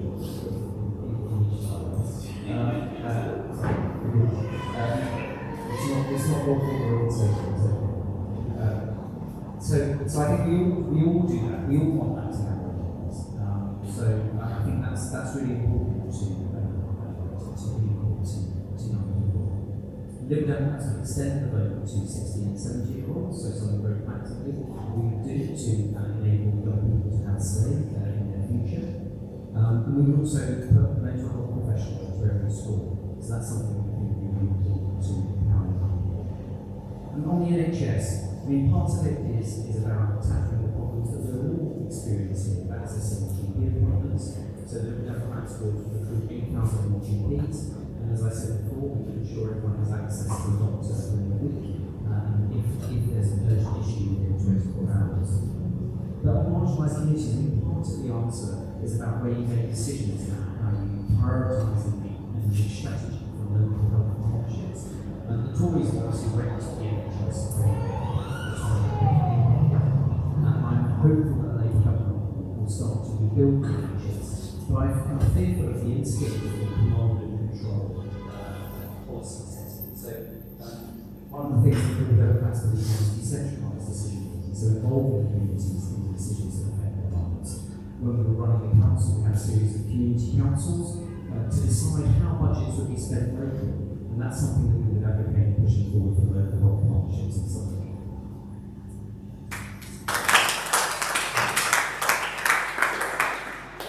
I'd like to bring shame on myself. I haven't responded to your email because I've been carrying solo for the last week. I think generally work politics is a bit of a nightmare, but I will, I promise. I can myself for that. I've done some outreach with schools. I've spoken in special educational school where I've got very similar you're all violence very vehemently, and hopefully by the end I realise maybe not all of us are. But I think it's really important that we engage with younger people. I was that person, as I said in my opening speech, you just sort of put politics into me. It's not for people like me, because it's posh old member state, that's what we used to say. But I'm really passionate that politics can change things. I'm an advocate for an organisation called Elect Her, which encourages more women to get involved in politics, because this election, 30% of candidates are women, but especially they're focused on working class women, women from marginalised communities and hopefully increasing the young women. So I'd really like to put those things up if I can, because I'm really passionate, not to get too consistent about it, but children are absolutely our future. It's three-party policy to extend the vote to 16 and 17-year-olds. People have said, why should young people get the vote? And my answer to that involves Brexit, actually, because all the opportunities that are being taken away from our young people, why shouldn't they get to vote on that stuff when somebody who's much older who isn't going to, be around to suffer the consequences of those decisions gets vote? So I think young people are important, and I do think there has been youth movement in politics in the last few years around climate change hugely, but also, I know we're not going to mention his name, but also around Jeremy Corbyn. And those people have been let down because they thought they could get involved, they thought they could make a change, but actually when it came to it, they could just handbrake and said, no, we're not going to go through all those super progressive policies that were there, so no wonder people are disillusioned. On health, I'm a huge advocate for the NHS because I owe my life to the NHS. I would fight tooth and nail for the NHS. I think that it needs to be kept public. I think there needs to be investment in community, the primary care, early cancer screening, obviously I know about that one an awful lot. But also, I think mental health should be treated on parity with physical health. And it absolutely isn't. After I had my year from hell after my son was born, it took me 2 years to access NHS mental health services. And I was suffering from complex post-traumatic stress disorder. I was in a really bad way, but I couldn't get the help that I needed unless I could afford for it, which I couldn't because I was trying to get universal credit. And that to me is unfair. And I think that young people, especially in the mental health support, they've had to go through a pandemic. They're looking at the climate emergency, and they've had so many opportunities taken away from things like Brexit. So yeah, I'm all for helping young kids out. Sorry, I'm rambling.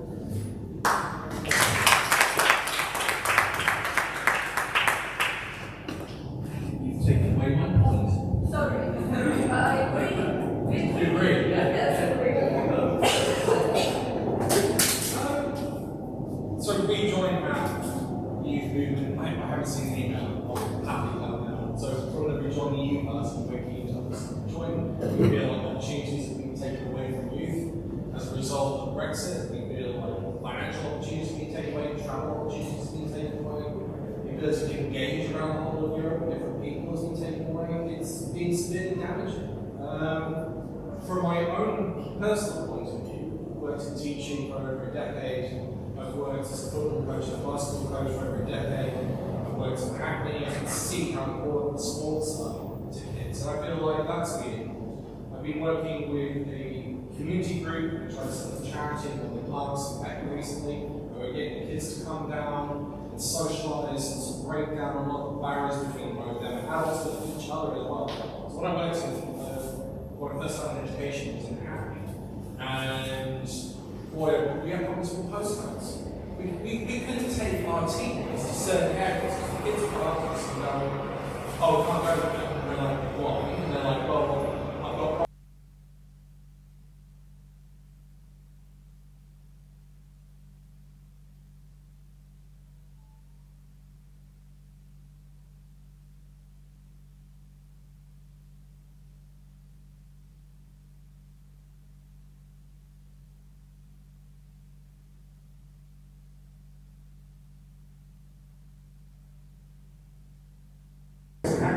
We had a leisure area for the kids, video games, football, and all sorts, a couple of adults in there that would just chill and listen to the kids. When that closed, I was going. And I look at it and go, that's a cheap economic way, a business sense way, if you want to approach it that way. And a social cohesion way to bring communities together, to reduce violence, to reduce boundaries, and get people, get kids engaged. I don't think that happens. I think there's too much of an issue over climate when actually what it means is, if you want to look at it, you go, one crime is going to cause a huge problem, but if you put kids together and medical, they're not gearing themselves in a direction that's negative. And instead they're investing themselves in something positive, whether that's the community area or sports. Each fan of basketball and football would love to get teams going, get kids on the street, get them knowing each other, breaking down barriers. That would be my personal viewpoint in how to develop and extend that and improve it. For the NHS,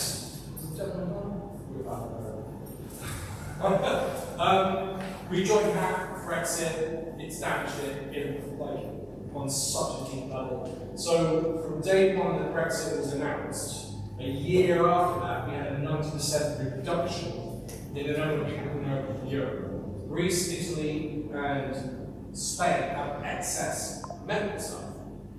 And they can't promote it. They don't want to promote it because again they've got a perspective that we don't want them here, that we'll chase them out, that we're a bunch of racists essentially.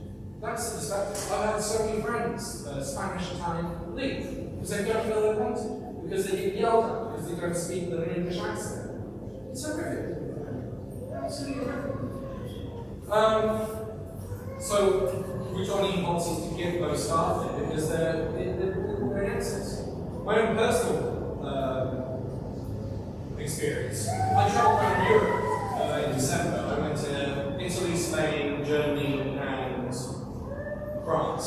And I interviewed people in the street about their sort of perspective on Brexit and how much actually they said they wanted us back. They said they felt like they lost a family. Now, the medical side, I went to pharmacies and asked all pharmacies in the area, I go to about 3 in each country. And I go, if you've got a medical shortage in ADHD medicine, in HRT meds, in antidepressants, in heart disease, osteoporosis, epilepsy, diabetes, acne, they didn't have any shortages. There are no shortages in them. There are here. And I've actually confronted the Minister of Health to say it's not. Is there a healthy book yellow place that's Steve? You don't know. So I like to tease. I actually approached the department and said, are you aware of this problem? Oh yeah, we're aware. You going to do anything about it?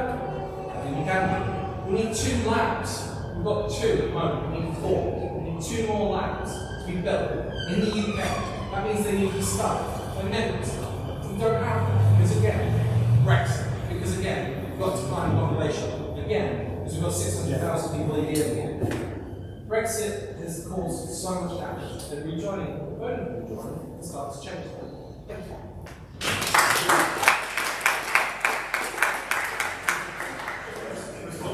So I really agree with you on sports. So I deal with marketing events every single day as a pair. And so one of the things we do is we get out on the sport pitch to diffuse and move that tension basically. So the multi-sports grassroots project is part of our manifesto and will deliver on that. Just more broadly, I'm surrounded by staff members who come from all sorts of other countries. So Filipinos, Nigerians, Ghanaians. There's a whole world of incredibly skilled people out there. And we don't need to get into just Europe at all. So that's another one. I finally want to add, I prescribe all of those medicines, all those things, okay? That's just the reality. What I can tell you, what I can tell you is they don't come back to me and say, oh, we haven't been able to get that. That's just the reality.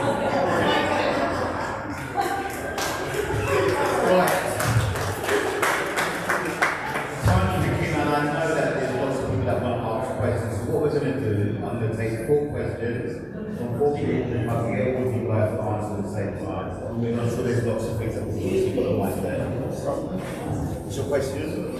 I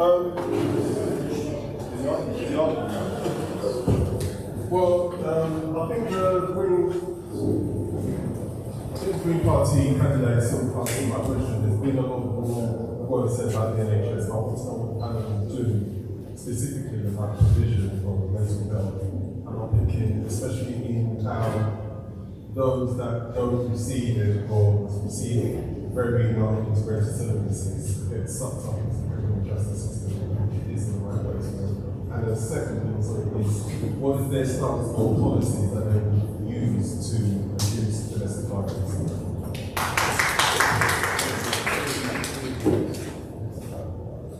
Hi, well, thank you for your time today. We talked a lot about crime in the area and about knife crime, violent crime, and the elephant in the room here is drugs. My question is, what are you going to do about drug policy? Because time and time again, we've heard about people talk about cracking down on enforcement, cracking down on police, youth clubs, education. That has been around for 60, 70 years. And what we're seeing is more drug crime, more drug money, etc. What are you going to do to solve the issue?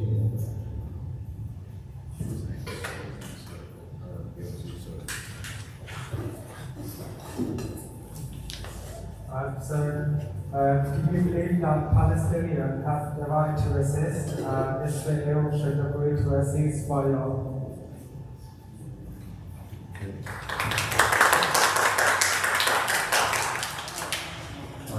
Good evening. My name is Stacey Lewis. I've lived and worked in the borough for 41 years. I've done a lot of work since the age of 16, working with young people in different guises. I'm the founder and CEO of Mentivity, which is a mentoring charity founded in 2016. There's a things that I've heard today haven't really resonated with me, let alone young people. So for example, Ben, in terms of education, your response was the figures and the tables, which are pretty much rigged because of the academies that come in and destroy communities. We need to re-centralize the school system because academies are causing problems in terms of our community that we see today through mass exclusions, the negligence, the cuts that the Tories have done since 2010. It's over 12.2 billion is needed now to recover the education system. In NHS, it's over 34 billion has been cut. So we've now got to think about how we're going to invest in our communities, invest in young people. Because we all have the same talk about youth clubs and community hubs, but what about the organisations that require the funding, that don't get the funding? What about regeneration, where social value should be at least 25%, that should be invested in communities, but isn't? So all this is doing is actually amplifying the marginalised communities in terms of the negative outputs that they're facing every single day. So my question to you is, in terms of young people, how are we going to strategically invest in young people to help them recover? Because the reason why young people are doing what they're doing is because they don't trust us, adults, including yourselves. They're totally disillusioned with the system, and this is why they're acting out, because they don't have any trust, they don't have any love, they don't have any spaces to actually express themselves. So what are you going to do to invest in schools, in community organisations, and the young people themselves?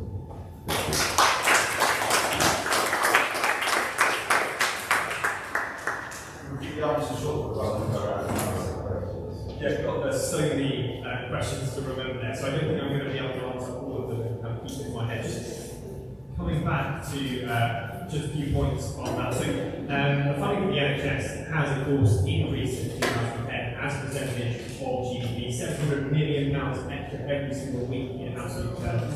That is a reality. So I just want to make that very good thing. In terms of education, the funding per pupil has also increased. Part of our manifesto is increasing. We're also doing the same with the NHS. So that is just true. Maybe don't do that. What I would say is I agree with apprenticeships and not being so focused on academia. And so really big fan of A-levels and T-levels as well, and getting people into apprenticeships. 5.5 million people started apprenticeships since 2010. We're going to double down that, go further, give people opportunities. That's what really matters. A longer answer than I had intended as well.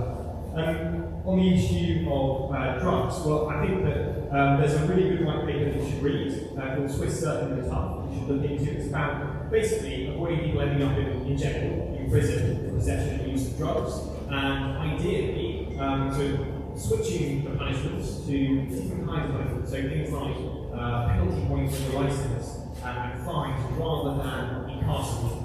So I think that's a really positive step for Conservatives to be very seriously. I'll probably pass on when we run out of time. Thank you for that set of questions. Firstly, on mental health, where I agree mental health needs to have parity with physical health. We are committed to investing in mental health.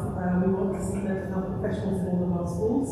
But critically for me, one of the big changes I think we'll see is far more community health provision. So at the moment, too many people are left until they are in a crisis, and then the NHS has to pick them up. And actually part of the reforms that we want to see in the NHS is having more community services. And a key backbone of that has to be mental health provision. So that we're catching people early, we're giving them the support. That does require us, by the way, to recruit the staff in order to do that, which has been decimated, unfortunately, over the course of the next 14 years. So this is something that across the Labour teams will probably prioritise. My job in Peckham is to make sure that when we are allocating funding, Peckham is getting its fair share, and that we're working with the mayor, we're working with the council to make sure that we have provision people can access. On drugs policy, if I can take drugs policy and youth, because you linked up the two. Look, we have done this before, and I disagree that actually preventative services like youth clubs didn't have an impact. They did. In fact,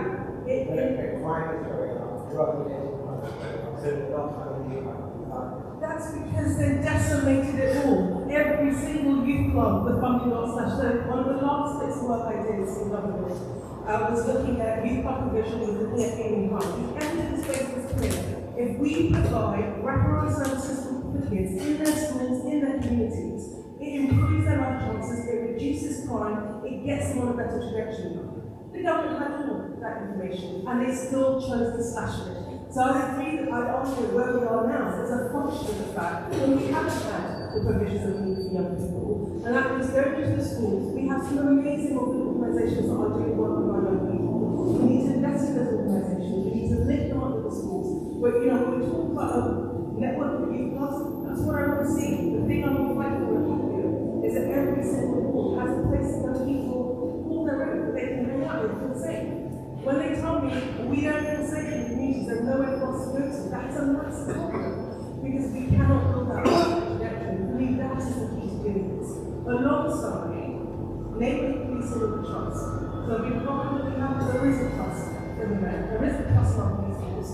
We need to have police officers that are known by the community, that are in our schools, that have the relationships so they can catch problems early, so people can trust them with information and they can do the corporate sensitive work that they need to. On the question of domestic violence, which is something that I'm very passionate about, this is one of our missions. Now, we've set ourselves a set mission. I think this is a lot for the Labour team, but this is one of the missions to try to halve violence against women. And that is about, firstly, making sure we are treating it at source. It means that we are prosecuting. Part of the problem is most of the cases are not prosecuted. There is no penalty recourse to the criminal justice system, and we have to make sure that we build that up. And then on your question on Palestine, and I know this is a question, and I think that there is a lot of structured feeling of hurt in the community, and anger, quite frankly. We have said that the only way to peace is a two-state solution. That does mean recognizing the Palestinian state. But for me, we need an immediate ceasefire now. We are calling for immediate ceasefire. We are calling for unfettered aid into Gaza because there is a famine happening at the moment. Children are dying, and that has to be the priority. And then we need to start that difficult process of getting all sides around the table towards a two-state solution. Wherever you are in the debate, we all want the same thing, peace. This is decades long, this conflict, and my view is the international community has taken this on for far too long, and we need to do the difficult work of getting everyone around the table so that we can build a safe, a secure Palestine alongside Israel, and we will once get peace in the continent rather than this year on year out.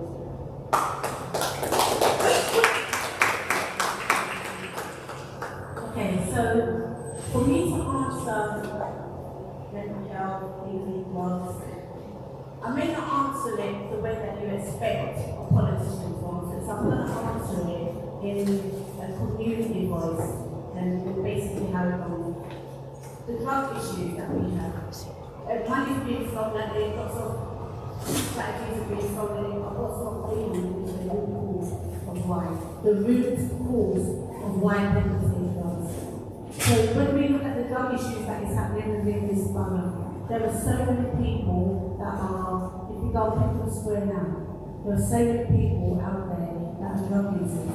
But nobody's looking at why these individuals out there taking drugs. All we're doing is throwing money at it and then just saying, okay, well, what we need to do is we've got to move them on to where?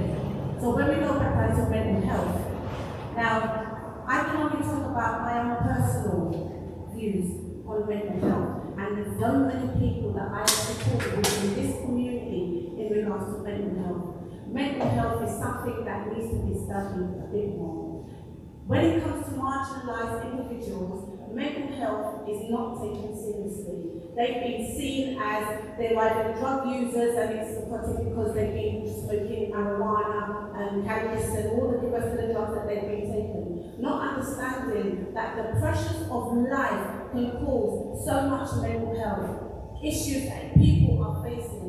Now, I sit here and I listen to all of the parties talking about the big party politics words and everything that's going on within what Labour's doing for what Conservatives is doing, but nobody's really understanding about the issues that we are facing within our community. When we look at domestic violence, I was a victim of domestic violence. I am a survivor of domestic violence. So I know that the support for women going through domestic violence is not there. They do not understand what's happening with domestic violence. And when the police is to say interview somebody in regards to domestic violence, the way that they are treated as if they are the criminal, and they are not taken seriously. So domestic violence is something that I am so strongly and passionate about, in being able to change the way that women are treated when they are victims. And then we talked about the reset of academies in the education system. Like I said, I work within the education system, and it does not work. Young people are going through so much trauma within their personal life that they are not able to even go to school and pick up a pen and listen to what the teacher is teaching them. We need to understand that the system does not work. The system is broken. The system is not fit for purpose today, because the educational system is Victorian. The educational system needs to be fixed by individuals who are working with young people. And my aim is that when I'm elected, that our young people will have a voice in how their education works. Black history needs to be taught in our schools. Young people do not understand where they're coming from. Young people are disengaged from society. Their new parent is the Facebook and the Xboxes. That's their life. But for me, I want to work closely with every single organisation. I run an organisation called Safe and Sound Project, and we were based in Safe on Peckham Square. And we worked with so many young people that came through our doors that, do you know what, it's a shame that I didn't bring a lot of them here today. But they can tell you, it worked for them. It took them off the street. So my aim is that when I am elected, I will work tirelessly with every organisation that is working with young people to enable them to be the voice in Parliament. If you're not big enough, strong enough to want to go into Parliament, and I'm glad the Dragon said, I will go in there to be your voice. I will go in there to make sure that every person that is going through drug abuse, domestic violence, every education system that doesn't work, that you, the people of Peckham, will be my party, and I will help and sort enable you to be that voice, that your voice will be very important.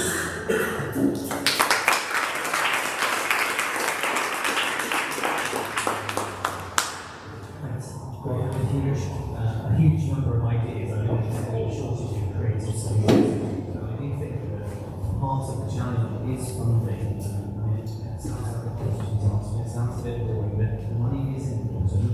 And unfortunately, over the last years of this Conservative government, the investment in these services has dropped significantly. So this will be an issue.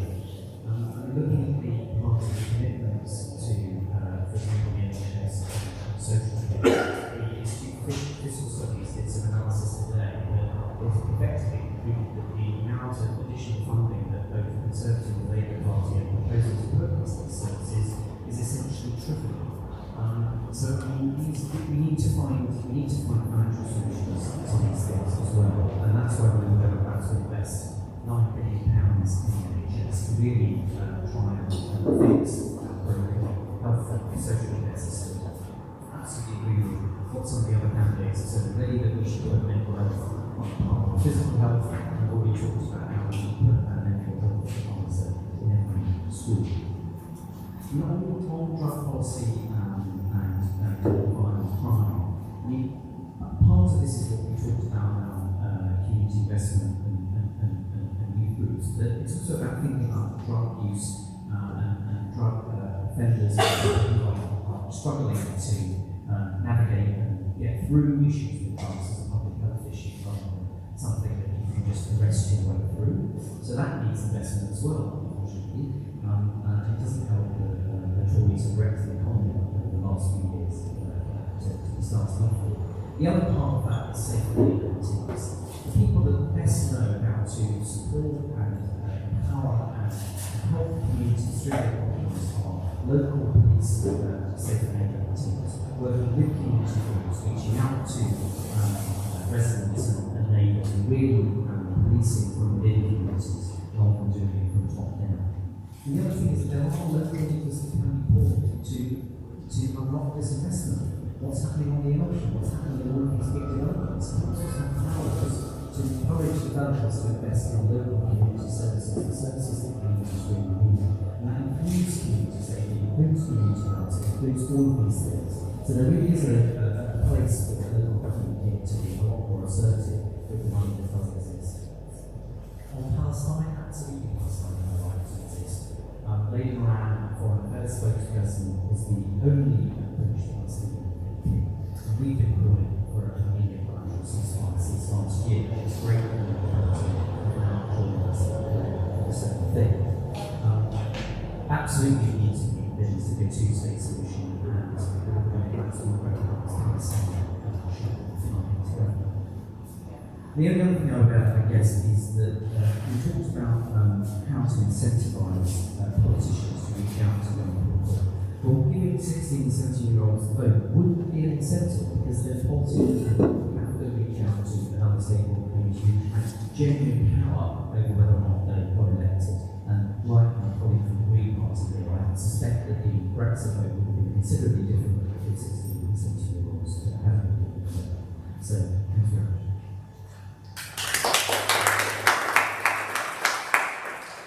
Right, there's so much stuff here. I'm just going to plug a little manifesto here. It's less than 50 pages. It's got all sorts of good stuff in it. But just to touch briefly on all of these subjects. With mental health, I think that increasingly, and as many of you know, one of our neighbours on Driver Estate in Peckham died last year because of the police intervention with mental health. He was in crisis, the police rammed into his flat table, he fell off the balcony and he died. And I attended the vigil for this, and it really struck me the difference, you know, as a 5'4" little blonde white woman who's had friends and family members with mental health crisis, the difference in the way someone like me is treated and the way someone like my neighbour is treated.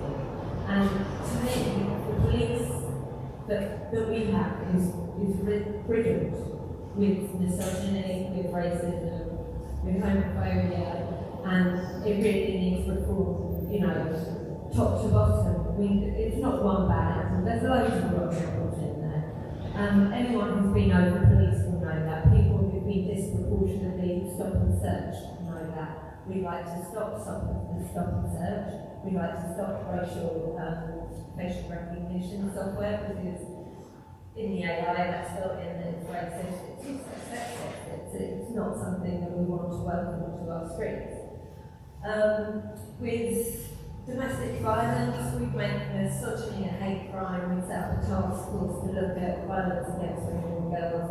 Basically, rape is legalised in this country. You don't get a rape conviction in this country, and even if it gets to court, you have to wait several years. It's the Tories that break the court system as well. They've really wrecked everything. They've been quite comprehensive. For education, we bring academies under local authority control, but also we take the police out of schools. They've got no place in schools.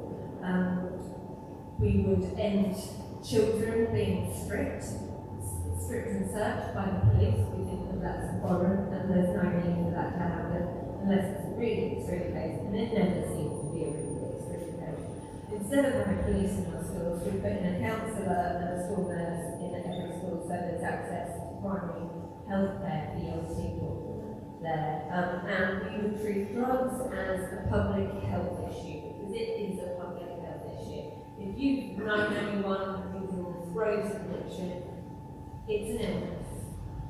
We believe in decriminalising drugs, legalising them in fact, so that the quality of drugs is better, and giving people the help and support that they need to get the drugs.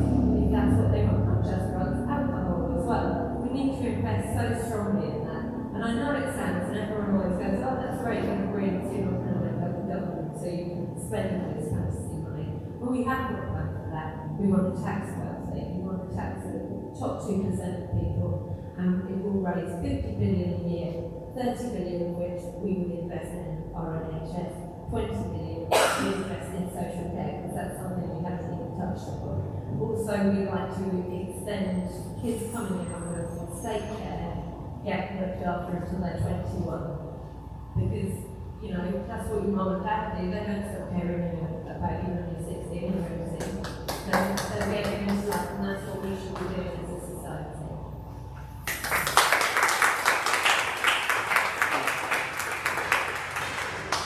Yeah, it's all right. I'll start off with Palestine. Yes, right to exist. Israel should agree to a ceasefire with plenty of plausible evidence for it to, as the National Criminal Court suggested, what is about to that is potentially genocide. So, yeah, that's fine. I think the mainstream parties are blaming over this for, what's the word?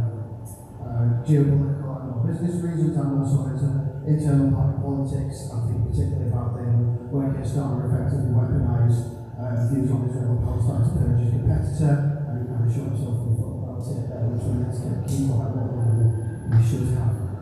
So that's that bit.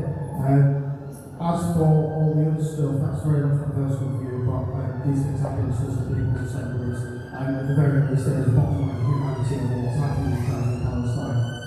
It suggests that at least quite comprehensive plans for ceasefire and resolutions. There's a lot going on here. I'll start with academies. I think ultimately all of this comes down to funding in grassroots social services and what we call social reproduction, things like education, as well as healthcare and elderly care and stuff like that. And certainly when people get into an assembly meeting and talk about what they need on the ground, it's usually immediate funding at the local, if not hyper-local level. So we want to advocacy for funding things like mental health and education and all the rest of it. Academies are effectively private schools, except for the fact that the consumers don't really have a say in how they run. And that's a huge disconnect in a time where students in particularly deprived areas who already feel marginalised within educational spaces are not getting adequate funding, and these things being run as businesses by profit to some extent for someone. And it's just yet another example of encroachment of profit making onto basic human needs, such as housing, bail, sugar, and the NHS, and all the rest of it. So just more funding control at a grassroots level is what would be needed, and that would most likely be advocated for by the Assembly. In terms of mental health and drugs and stuff, I agree with a lot of what we had to say about falling. There were a lot of these youth services that were incredibly preventative and creating spaces for young people to engage with other things or feel valued in the community. It did help reduce crime, and then that's been compared to well again over 40 years of austerity. So an increased need for that.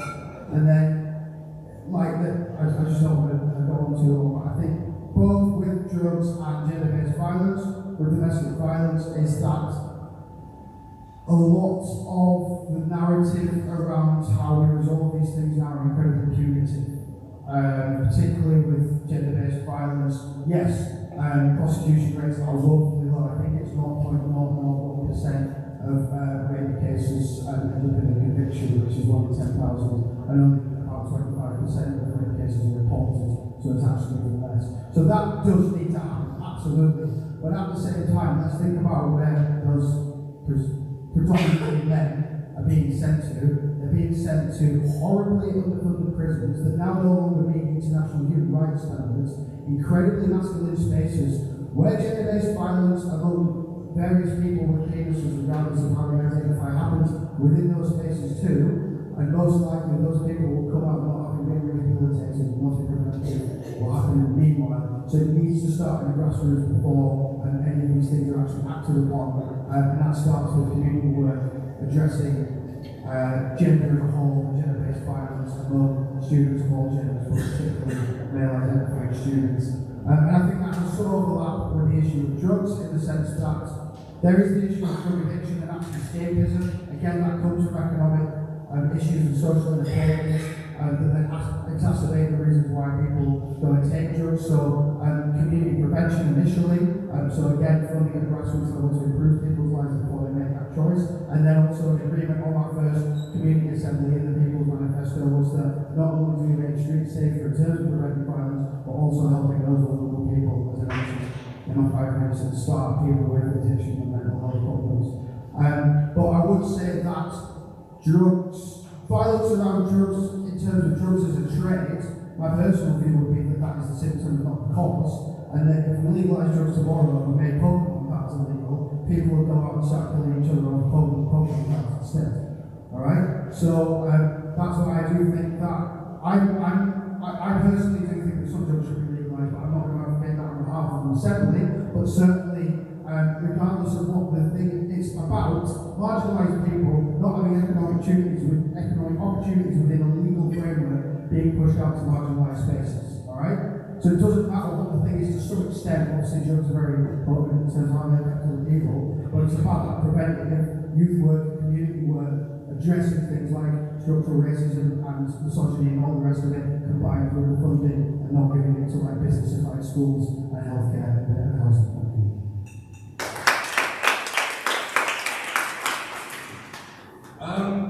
Putting on my views on the EU, I mean, these policies are very limited, they wouldn't come out of our scope. However, the effects of Brexit does bring this into our scope. So, for example, the damage created economically, historically, will always create more poverty, and with poverty you get problems with mental health, with drugs, with alcoholism, if you want to separate it as an issue. And so when I look at a lot of these things that you brought up, I'm going, having a better economy, which we now know has been damaged, our economy has been damaged by Brexit, by £3,500 if you live in London per year.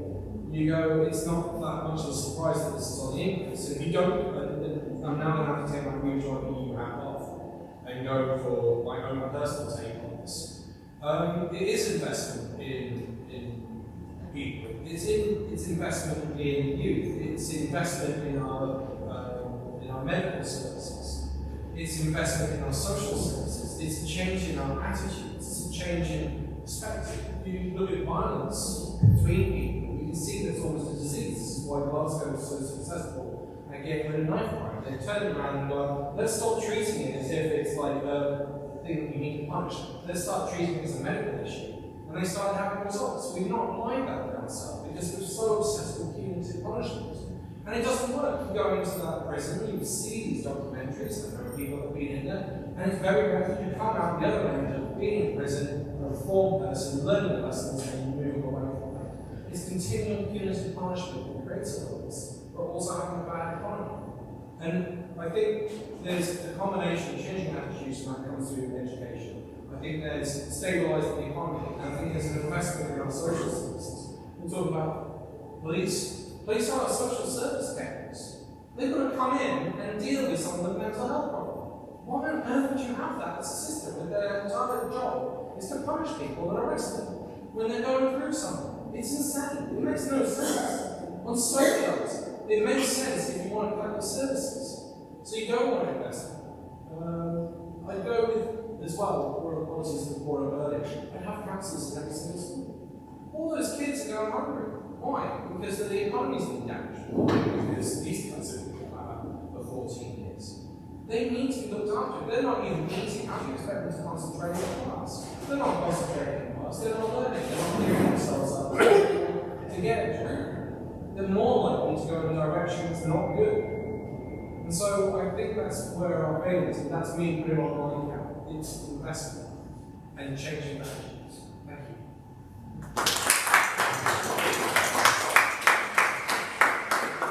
I'm going to take 4 more questions. Sorry, we've got Charmaine, Roger, I think it was you, wasn't it? And then you, anybody else? Yeah. Okay, sorry, I named myself. Sorry. Right, so.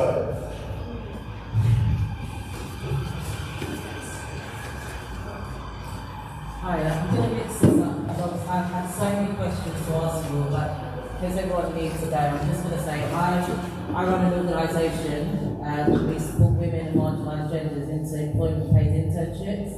I'm based in Southwark, it's called SL Creative Projects, and we've had real issues with people from our communities getting into employment and keeping their employment, and the main issues are high childcare costs, housing, and I know you guys have sat on the panel and said, oh, we need more housing. There are so many housing and buildings in this area that are actually not being used. They're empty, and it's a real issue. And it's really affecting so many people. Not having work affects people's mental health, it affects their families, it affects childcare, it affects the children's education, all of those things. And it's really important for all of you sitting here to understand the only way you're going to be able to, you keep saying we're going into schools, you've got loads of organisations here, my organisation, so many organisations that do the work in Southwark that you have to work with us so that we can make positive change, because we know the steps are needed. So I wish you all good luck, and I really want to make sure that things that you're really taking what we're saying into account, because this time is really important. And also we missed out Congo, but I feel like we also need to understand that that's what's happening there is terrible. So let's not forget them. Let's not forget that all these things that are happening, that we must speak up. And that's it. So yeah, good luck.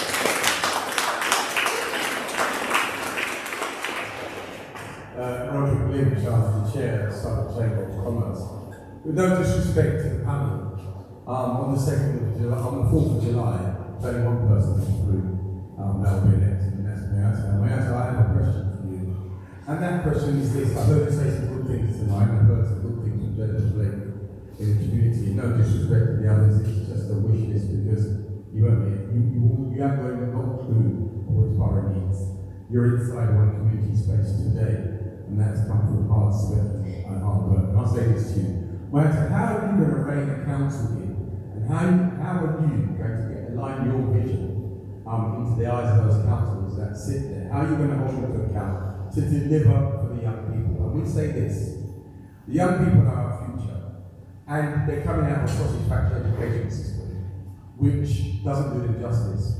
Now, I sit on the board of one of the local colleges, and I'll say this: some people are not coming out skilled enough to go to college, but let alone how can you see at 16 years of age that you're ready to vote.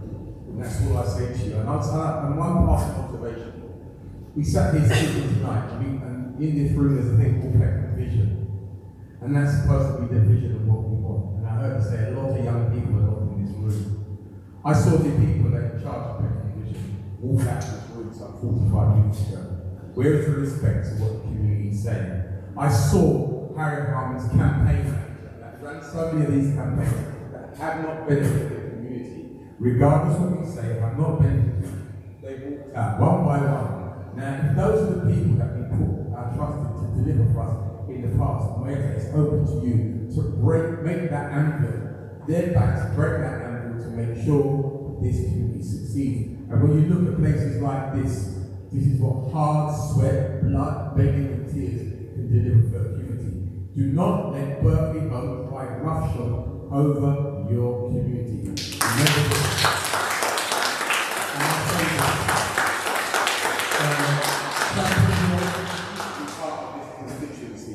And what happened? The Greendale Community Association saw off the American developers that wanted to build hundreds of 800, 700 flats on their football club down Channel.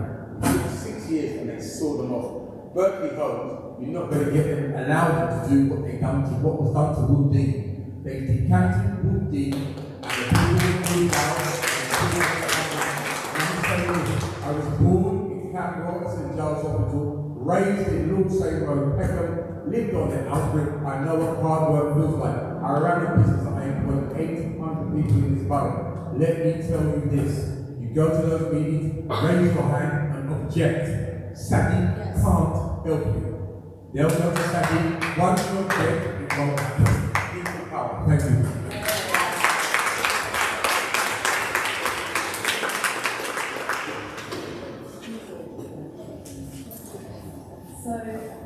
I'm not connected to that as well. So I work for a non-profit, based in Newcastle, work with the small traders that work at the Newcastle shopping centre, or either displaced or relocated as a result of that regeneration. The regeneration has been a disaster for these small businesses, truly. And the feeling from traders is that the current Labour Council and the MPs don't care. They have appealed on multiple occasions, and this isn't an isolated case. There's Plush SE16, which is just around the corner. This is a migrant-led, black-led, brown-led business. Like, the rhetoric is always, well, we celebrate small business, we celebrate diverse business, but there is no tangible action to back that up. So that is my question, like, what would be the tangible action to make sure that businesses that have been impacted by poor planning decisions taken above their heads are successfully supported to relocate and stay in the borough, and what lessons are going to be learned from what's happened at the Newcastle so it doesn't happen again in at the Ocean Centre. And other developments as they're from that.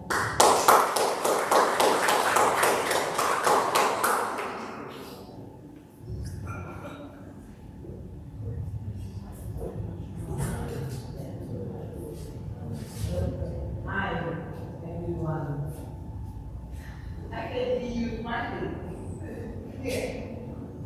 First and foremost, I have always voted for Labour. For almost 40 years, I've been voting for Labour. But this time, I will be voting for Labour because I'm not happy with the Labour guy, Sama. I'm not happy with him. He has insulted us. He has insulted the people of Peckham. And I have raised 2 children in Peckham, and I'm not voting for him. Secondly, I will not vote for Nigel Farage. He has insulted all the black people. He has insulted the Indians. He has insulted the Windrush people. And here I have gone all around Peckham. I spent days and days telling them not to vote for him or Labour. And they have listened to me. All the shops in Peckham have listened to me. And all the Indians have listened to me. Because it's the Indians who also brought up Labour. So I want to make them know that the independents have very good chances, and I will vote for independence.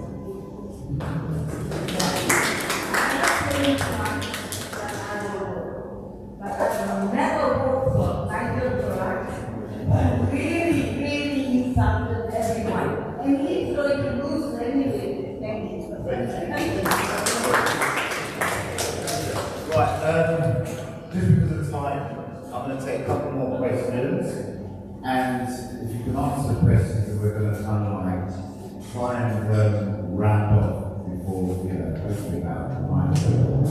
Yeah, so if you can answer the questions as quickly as possible, who was there, sorry, and then you, and then I'll do. Everyone's raised issues of private development, how to disadvantage every amount of development that the organizations are doing to ensure that the local council councillors, and really that is less local councillors, it's more the officers who are unelected, who are making decisions that affect everybody's lives on a day-to-day basis. Also, I should say, speaking for the South West Centre of the Planning Project, we work daily with local community groups and individuals to ensure that there is work with the planning system that we know that is not perfect. Well, on the Auckland Road, 10,000 homes have been given planning approval, 42-storey towers going up, of which on this entire road, none of the trailers on this road have been secured, any replacement shops. We know this entire road has been occupied by brown businesses. None of them have even been consulted properly. There's no one there to represent them. And for community organizations who do get organized, like the Ocean Community Group, there are committees. Why is it on local organizations and local people to stand up to make sure that local councils do the absolute bare minimum that they should be doing in local plans that they draw up themselves and are then vilified for it? We talk about affordable housing and we use that as a reason to ransack communities and to ransack entire areas. Affordable housing doesn't even mean anything anymore. Affordable housing is such an elastic term, it actually is a shame to use it. It doesn't mean anything. And we use that to represent 10% of the 35% of the 100% of other rubbish that's going on. 10% of that is social housing. And that's what we should be talking about. We should only be supporting social housing going up because that's what people need. And social housing is family housing. And when developments are going forward, people need to be listened to, and people need to have a commitment to how they consult and engage with their communities. Everybody here said that we need to engage with communities and we need to listen to them and shape things along with that. We have a development consultation charter in summer. It still hasn't changed anything. What's going to happen?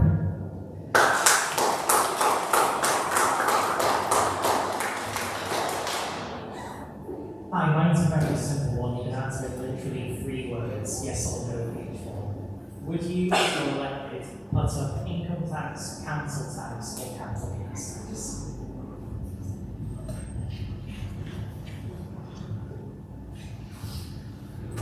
Good evening, my name is Charmaine. I also run a local community interest company.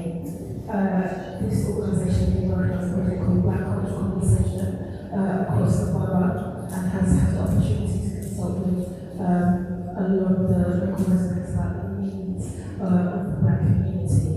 Overwhelmingly, the outcome has been very little to do with culture and more to do with the mishandling of the way in which authoritative institutions deal and interact with the Black community.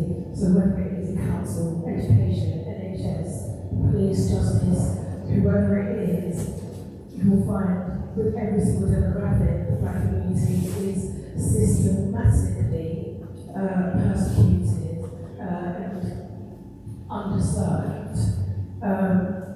I am a former teacher. I was a teacher last year and I was driven out of the classroom, not because of a lack of ability. I was a fantastic teacher, my students will tell you as much.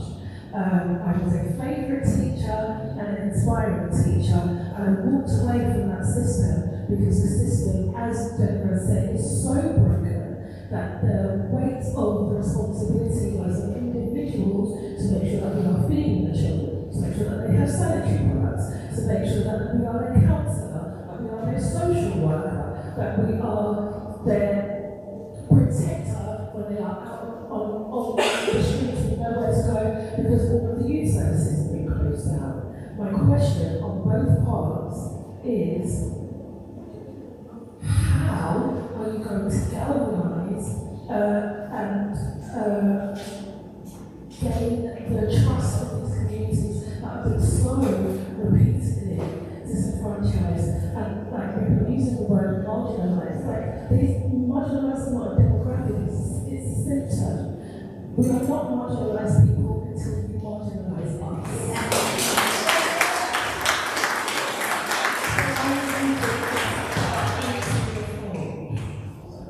Particularly, I have to say to Miasa because, you know, we think that Labour showed on this such a time, and we saw what happened with Diana, and we have discussed it.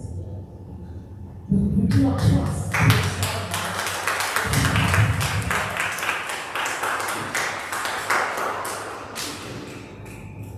I am going to ask you to keep it brief. spoken over today. It's unfortunate that we're having to speed it up, but as you know, it was a shock call for the election. We were hoping that we were going to have a programme up until October, November, but we had to plan it all in, so I'm sorry if you don't get to hear all the answers to questions, but I'm sure I'm not going to change it both ways. So if anybody wants to just stay behind and talk to people, feel free to do that and pick up on your questions.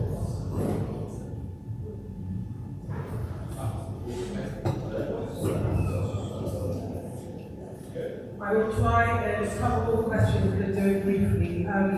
On that key question about employment, and I think it's bigger than that, I think it's about economic empowerment. And this is what I have been trying to fight for the last 15 years. The thing I hear time and time again is there are no opportunities. Where is the progression? Where are the jobs that we get out of work, multiple jobs that we can feed our families? And for me, that is the bread and butter of what we have to get right. And I think the way that I see it first is about the foundations, and that is about a decent roof over your head moving forward. That is about things like childcare, education, housing, foundational services, everyday services that everyone has access to. It's not where we are now. That is not where we are now. We are a long way from that. But that has to be what we build up to. And it's a 10-year project, and I've been very honest about that because of where we are. But that has to be, we have to build those foundations for people. The second is then creating those opportunities. And for me, the big piece is that we have made a bet on we've made a big bet on the transition that's coming, the opportunity to create jobs, the opportunity to create investment in our community. My job if I'm the MP is to make sure that Peckham is getting its fair share, and we are using that to create opportunities, good jobs that pay good wages that have progression for people. That is the minimum, that's the basis. And then we have to start from education through to lifelong learning, so that people can learn new skills, so that people can go for different types of jobs in order to progress. But economic empowerment, that's something I hear time and time again, particularly in the black community. So I'm very, very clear. That is the business I've been in for the last 15 years. We are a long way from where we need to go, but that is what we need to continue to see in front of us. On the council, look, let me be very clear. I will build a good relationship with the council I have. I've worked really hard over the last 18 months as a candidate in order to build that relationship. But I'll also be a critical voice. And when I hear from the community that we aren't getting things right, I'm going to be quiet. That's not my politics, that's not how I do things. I will do it respectfully, I will do it constructively, return to speak out.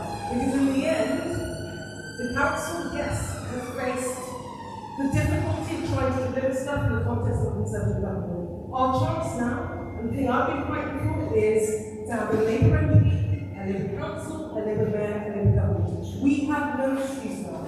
We've got to get it right. The community are very clear about the things that are working and that aren't working. My job is firstly to work with the council to say, what does it the community want, how are we going to deliver it? The second piece is to recognise that not everything is moving into the council. If you take something like housing, they've built housing against the backdrop of the government driving through year-on-year cuts to our affordable housing project. And so if I can work alongside the council, alongside the mayor to make sure that we are doing the right things with the national government, assuming we get a Labour government, but people have to vote for that Labour government if they want that change, to make sure that we are then doing the things that the community wants. And then the final thing I'll say on, which links to kind of regeneration, which we haven't got right. I don't think we've got the behaviour right. 8% affordable is not right, but we can learn. And so, I was at the Tustin estate. I think that is an example of regeneration where every single council home is replaced by design. On the new additional units that we're getting 50% affordable. So for me, we have learned a lesson that does require national government to do some stuff, the mayor to do some stuff, but I think we've seen what that regeneration looks like, that drives out the community. The hey, people are there, and they're not there. They've been completely spread from our community. So we've seen the worst of it, we've also seen, I think, the best of it. And that is a model. I'm already on the case to get Angela Rayner, if we win, and I think Matthew Penn in to say, this is what it would look like. This is working with the community. The TRA have been there every step of the way. They've designed this in a way that works for the community. They have built affordable growth. This is what we need to see as well. On small businesses, so look, I've spent a lot of time on my trade and these street talking to the traders, it's essential. Most of them can't see past a year, they can't see past 18 months. They are on their last legs. And so for me, when we talk about growing the economy, it is how does it work for those businesses that aren't the big businesses, aren't the high-secondary areas. And that is about making sure they are in the room, making sure they are co-produced. So when we regenerate Old Pit Road, when we're thinking about the ocean, where are those businesses around the table saying, how does this work for us? If there's Section 106, how are we getting our share? So one of the reasons I agreed to chair the Southern Land Commission last year was because we don't do development that works for community benefit. And one of the big pieces of that, for me, the two bits that I will make sure that I continue fighting from the council, you've got to get people around the table. They have to shape the development. They have to determine the terms of it to make sure it works for the community. And then we need affordable workspaces. We have to level the playing field for small businesses, affordable workspaces. Labour are committed to scrapping business rates because it's not a level playing field. They are committed to access to finance. My job if I'm elected as MP is to how we take all those strands and come up with a plan for local businesses that means that we are creating businesses that thrive and critically creating the jobs and the opportunities for people that are coming. I'm sorry you're not going to vote for me this time. My job is through my actions to make you vote for the next time. So we'll have this conversation. We've already told you you're disappointed. Over the course of the next 5 years, you will get to know me, I will get to know you. I promise you, you'll be voting for me the next time. I'm not just being elected this time.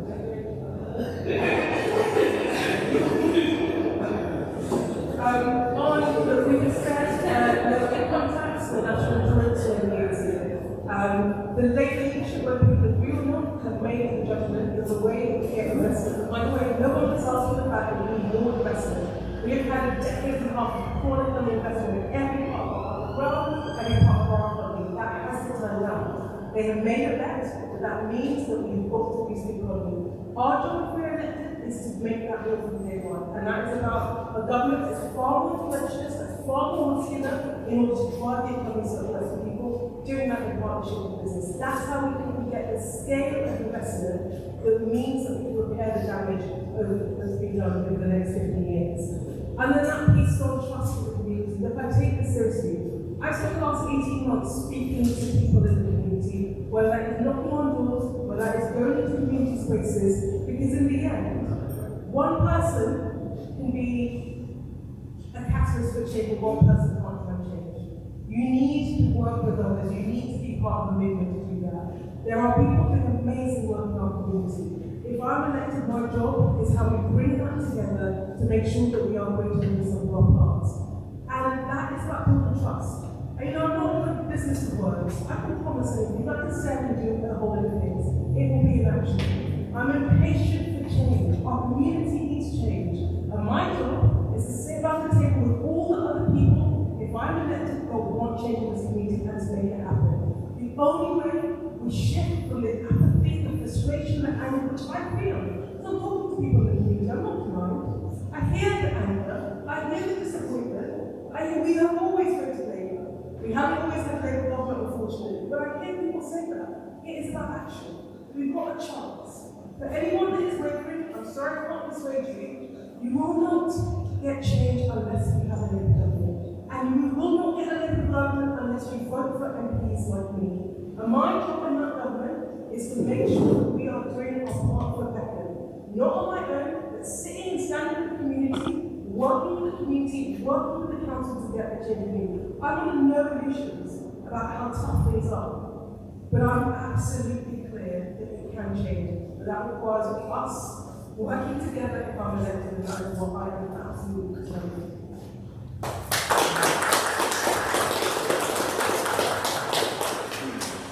Okay, let's be real.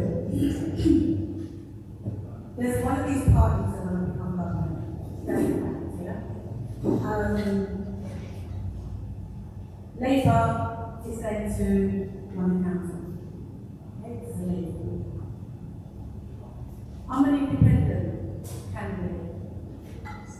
So when you look at an independent candidate, you've got to understand that I am not connected to any party. So therefore, what I'm trying to get to is, if I am elected, I have been Since 2005, I set up an organisation working with young people, working in the community, working tirelessly to do with the education, youth violence, with housing problems, with immigration, everything came to our doorstep. And I had to put my hope, my faith, and my trust in a council to help me and support me. I'm not saying I didn't get it, but I didn't get it in the way that was going to enable change in our community. In other words, it was taken away from us. For the same council that you're going to elect back into. So what I'm trying to say to you is that they're going to go back in as council. They may even win as government. They may even win as government, but they will be there as council. But what I'm trying to explain is that you need somebody independent that is going to be able to go into the organisations that are run and enable you to be the organisation that you can be. Not to be able to sit down and feel that I don't think I'm going to be supported because I'm part of a party. We need an independent that can work with the party, that can be a voice for the people. I'm not dismissing the work that you can do, or Labour, or Lib Dem, or Conservatives can do. That's not a problem. My problem is that there's so much passion in what we do in the community as community people. We are the ones that are out there at night time trying to pick up the pieces when young people are falling apart, when families are falling apart. We are the ones that are in the community that are picking up the pieces. When, as far as some people are concerned, Parliament closes at 5 o'clock. The work that we do in the community does not close at 5 o'clock, it continues. And to have somebody elected that can stand in the gap for organisations, that can be that voice for organisations, that can be that voice for people that are being generalised in housing, the disrepairs, the crime on the street, businesses. I run a business in Peckham. I know the disheartening about what it takes in order to run a business, to not get the support from the council. You have got to know that you are going to elect somebody that is going to work with you for 5 years. If it hasn't happened already, how do you expect it's going to happen again if you keep voting the same way? You can't keep voting the same way. You have to give somebody else that opportunity, and I am that person that has experienced what the people of Peckham are suffering. And I'm here to support every organisation, every person, every issue. And I'm not doing it alone, I'm doing it with the people of Peckham. I can't do it alone. So I can't go back and say, oh, the party, this and the party can do that, and the party. I'm not a party. The party are the people of Peckham, and it's the voice of the people of Peckham that is going to be in the House of Parliament. I will hold the council accountable for the things that they have promised, the dead promises that they have promised over decades. I will make those promises. The council will be accountable for it. But people of Peckham, we need to vote differently if you want to see change.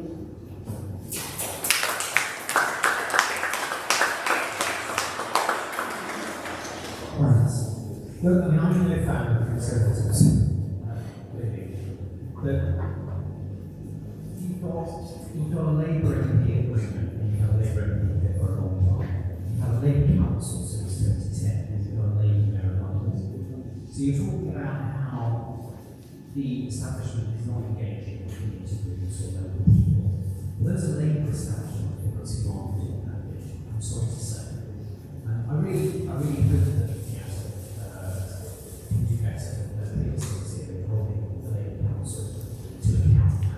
pushing them to do better on community engagement. We've looked at Democrats community based decision just didn't have DNA. That's how we come to policy making, that's how we come to politics. I mean, the planning officers that are making decisions about the applications that go in as the planning department are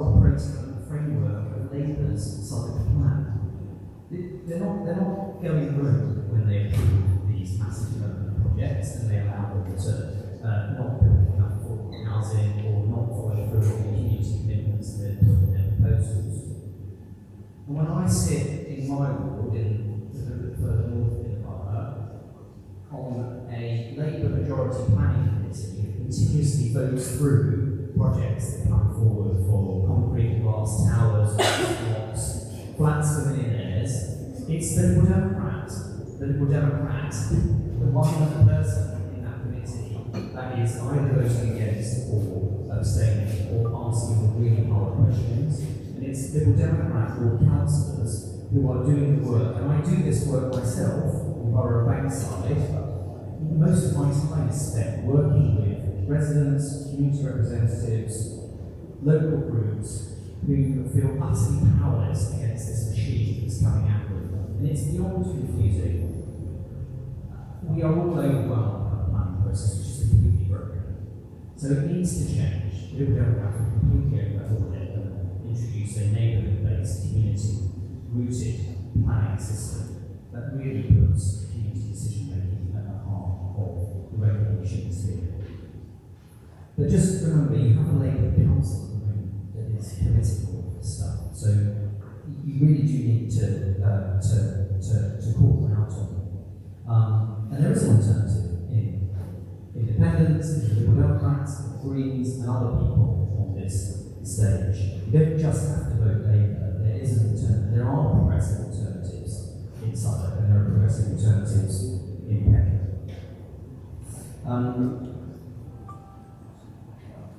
I think, and there's a lot of the other stuff I think that can come back to that community-based decision-making and where we root our policies. The only other thing I would say is that on the barrage point, I think probably the thing that I'd say to say all of you on this stage is that none of us he's an odious man who represents the worst of our politics at the moment.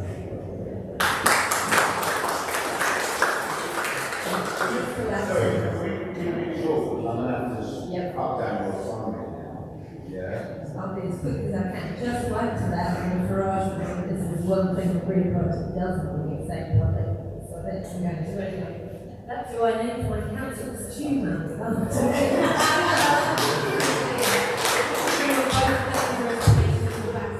I got rid of mine. I would like to say no, I don't think they're going to learn lessons about the castle with the redevelopment here. The gentleman at the back's absolutely right. We're all fairly certain that the answer is going to be on XMP. It's just a question of whether she toes the party line and is a yes woman like Harriet Coleman has been for the last 40 years, or whether she stands up. I believe what she said, so my faith is in what she said. Yeah, well, I absolutely do hope that that is the case. But the reason that I got involved in politics is it seems to me in Southwark, Labour just seems to think we're better than the Tories and that's enough. And for me, that's not enough. We all deserve a lot better than that. We deserve to down. I can't speak to your experience. I'm very clearly a very pasty white Irish girl. But I am so sorry that you've been driven out of teaching because you do sound like you could have a marvellous teacher and it's really lost in the education system. And I'm appalled that you've been treated that way. For 14 years, the Tory governments have done this. And this gentleman can sit on this platform and he can try and be charming. But your policies have decimated the lives of most of the people in this room in one way or another. Your party, for my mum died alone in 2020. That I can never forgive you for. I think there's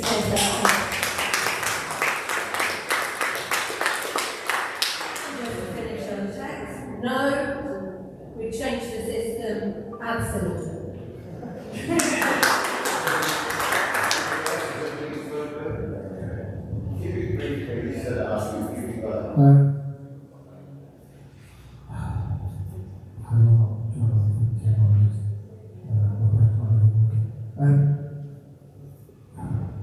I'm trying to think about everything altogether. Basically, I believe that when communities get together and make decisions as an assembly, they immediately realise how much power has been extracted from them, often in the form of capital, and that happens with development. So big development means that councils siphon off money to huge corporations who just see capital for themselves in the community and no one else. So, you know, if an assembly was to be a legally binding thing that actually functioned as hyper-local government all the way to the national level, then they will control the money, the pot of money as well. And quite obviously, I am very much speaking on behalf of a hypothetical several here, but if you have people who live in this community and are, not mega rich, they go, hang on a minute, why is all that money being pissed away to some massive conglomerate, and why is it not being recirculated in that community? I would suggest, I recommend people look at Preston. Lots of northern towns have been decimated by 15 years of austerity. Preston has survived incredibly well because it's done a thing where it's got like the local university, the hospital, and significant businesses to ensure that as often as possible tenders for big contracts are kept locally as possible and that they only look outwards where it's necessary. And I think that's something that should be implemented across the country, and I can see local assemblies all advocating for that because it just makes really sense. Until you need a service that you don't have on a doorstep, why would you go outside to look for it? And I don't see that as protectionist, I don't see that as closed-minded, I see that as keeping wealth where it should remain. Okay, ladies and gentlemen, I will make this quick, I promise. Thank you very much. I think there was a compliment somewhere, I appreciate that. And I'm very angry at the illegal Democrat for stealing my joke. Very frustrating indeed. So, to answer the questions on housing, let's make use of those 1,600 empty council homes. On childcare, 30 hours every single week from 9 months to 5 years old. That's in our manifesto. We will deliver on that over the next 5 years. 14 small traders, national insurance being abolished for those people. That will make a real difference to their pockets. And rate relief, of course, will continue. We want to regenerate high streets. There's a future high streets scheme, and that's ready to go in the manifesto if we are elected. I agree with you to the people here at the front. Southwark Council does need to do better, and that's on it. There is a reality. No excuses, I'm afraid. You have the mayor, you have the MP, you have the council. No excuses. Your words and bang on the money. And then to go beyond that, on tax, I think it's really obvious. We won't raise those taxes, and we have other ways to find money and efficiencies and we're going to deliver on that in order to keep raising services. Put the mic down. On the issue finally of your question at the front. So one of the things that I've been very engaged with over the last few years is you probably know the case of St. Lewis, the young man who lost his life when confronted by the authorities, basically. And in that case, mental health authorities, and it's something that is a really effective story, really powerful.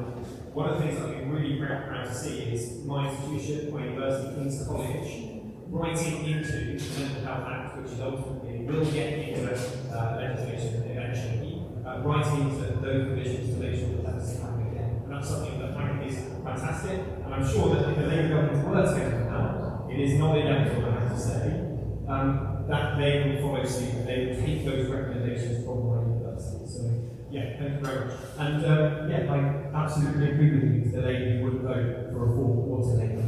Absolutely right.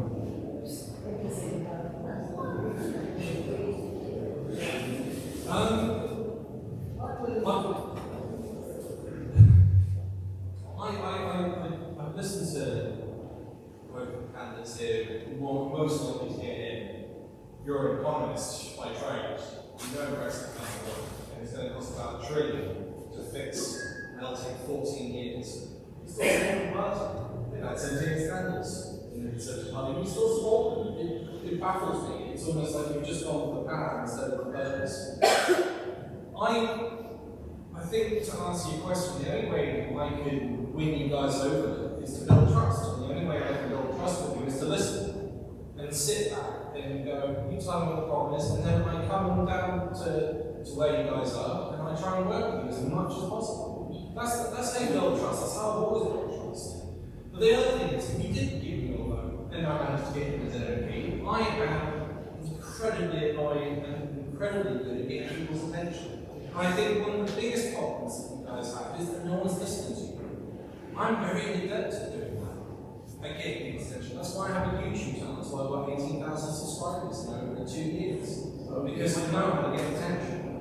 And I will turn around and say that one of the things I find really baffling about Peckham isn't talked about like we've been in a couple of years being, it's how good the food is. And it's because they're all independent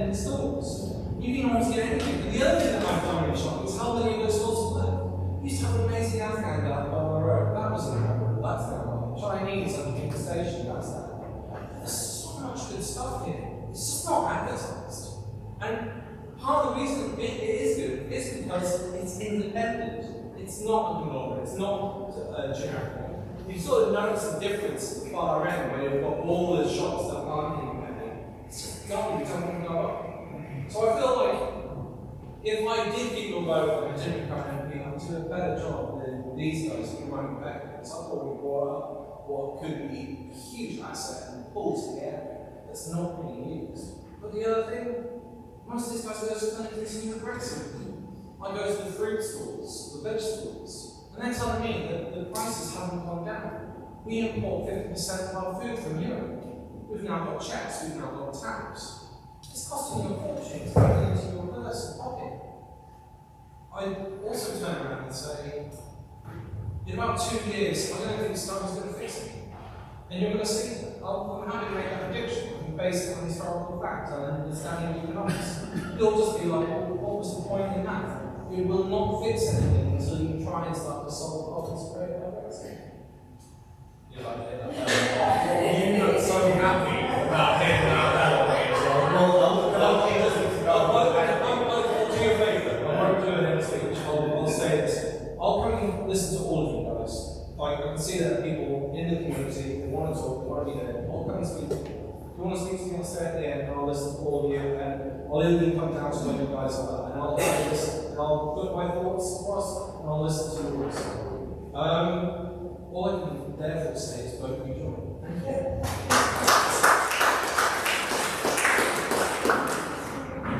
you. Thank you so much for coming, and thank you everyone who's stood up here on the stage.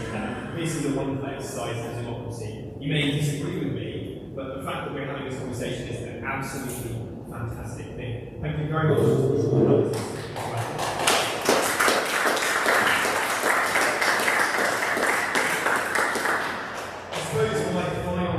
Thing to say would be, remember this, that if you vote Labour on July the 4th, they will not listen. They lose their incentive to listen. And I'd also urge you to vote Conservative on July the 4th. Thank you very much. It's about that. Have a really good evening.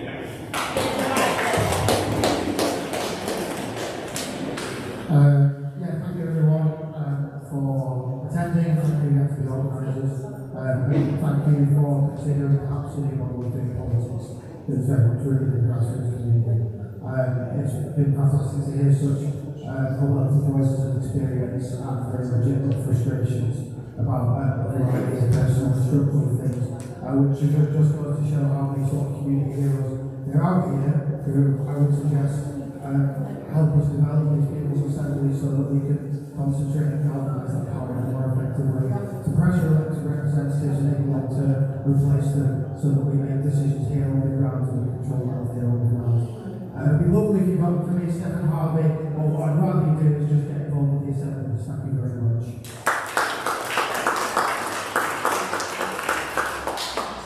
Thank you all so much for being part of the conversation. Thank you to Nicholas for getting us all together. A big thank you to all the candidates for the most respectful, collegial way in which I think we conducted the conversation today. I think this is how politics should be. This is what we need, a generation of politicians coming in to try and achieve.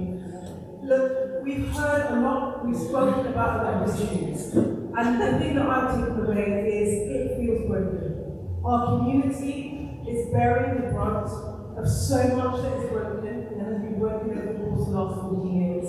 People need change, and that change will only come if we have an economy. There are two choices in this election. It is the Conservative government, the government that has delivered us chaos, that has made people worse as a Labour government. But if we want that change, you have to vote for that change. You have to vote for Labour candidates. And what I'd say is, for my part, I'm in politics for one reason. I'm not a traditional politician, I'm entering politics because I want to see change. You know, a lot of what we've spoken about, for me, the root cause of that is the fact that our economy does not work for people in this community. And that is the thing that we have to fundamentally change. It is what I've fought for the last 15 years, and it is what I will fight for if I am elected. And what I can commit to you is I will be a voice for this community. I will work alongside this community. I will be part of that Labour government pushing for things that work in Peckham's interests.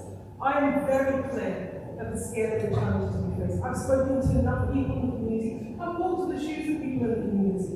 We need that change, but it only comes if we have people that have the levers of power and are willing to use it.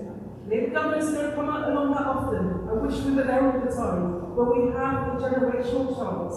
A Labour government, a Labour mayor, a Labour council, a Labour MP that will be very vocal because I understand what it is that our community needs to do. So if you vote for me, this will be the first of many conversations. Not me on my own, but together we can work to help our community rise. Thank you.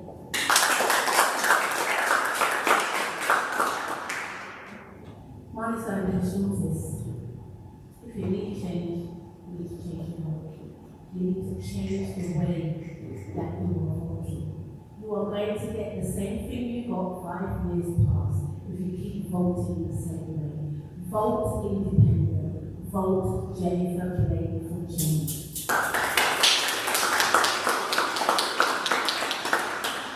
Thanks everyone for your comments and questions this evening.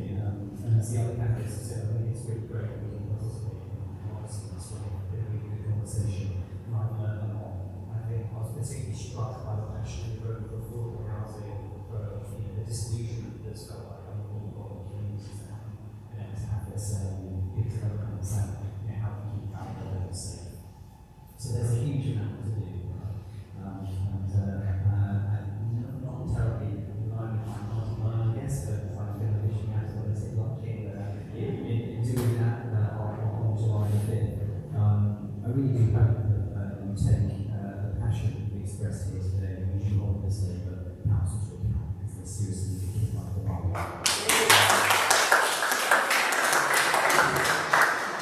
Back to script. What's a fair deal for the NHS, that's social care? Are we a strong local champion for Peckham? And the Tories are toast up. There are alternatives, progressive alternatives. You deserve real change, and that's what the Democrats offer. Thanks to Peckham for organising this evening and for everyone involved in setting this up this evening, and to the other candidates for respectful today. Whoever you vote for, please vote for me to vote for July. Well,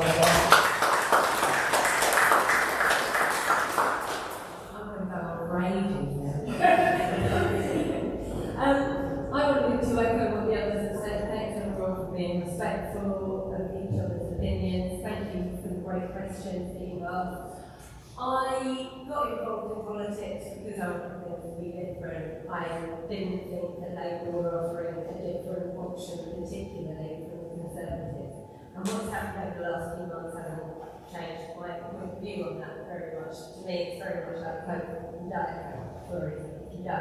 I think we need a lot more radical, progressive changes in this country, and Keir Starmer's Labour is willing to bring. That's why I would urge you to use the vote to bring, because the more votes that we get, the more that Overton window that's been shifted to the right, to the right, to the right, shift back to the left. And that's what we all need. That's what our community needs. So, on 4th of July, I'd say,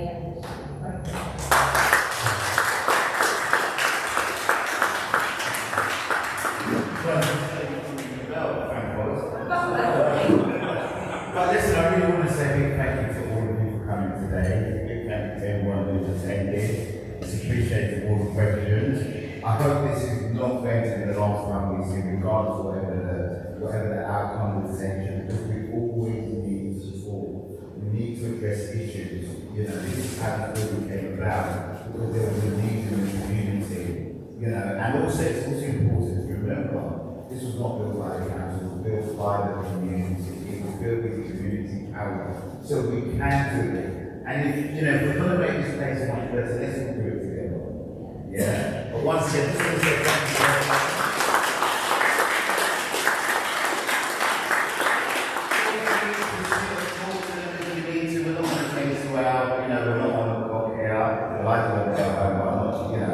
Listen, feel free to swap numbers, and remember, July 4th, go out and vote.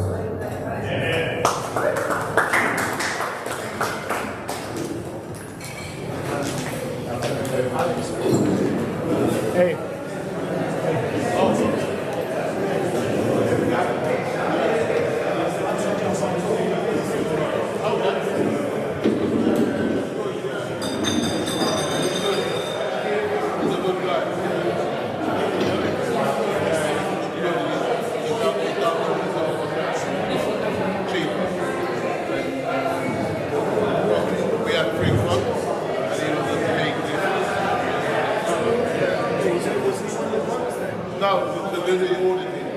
we had 3 quotes, and he was by far different. And he came from Peckham. Yeah, through the church, something like that, yeah. Yeah. You said, yeah, we got to start getting on with like fundraising. Yeah, I think there's a change. There is a change. We are getting back. I was saying to Chris, and Chris said, yeah, we're slowly climbing back in. So, yeah.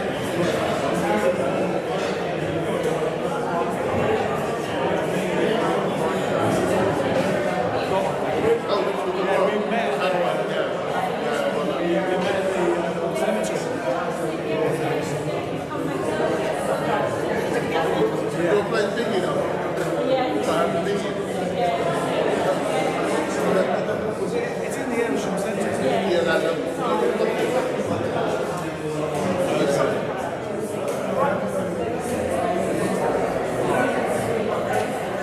Can I do that? It's about the poverty as well. Yeah, tomorrow everybody can show up and we can make the voice heard.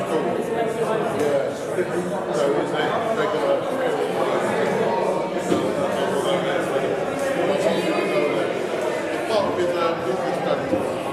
Yeah. They're going to Marlborough Cafe. Expensive 3 days.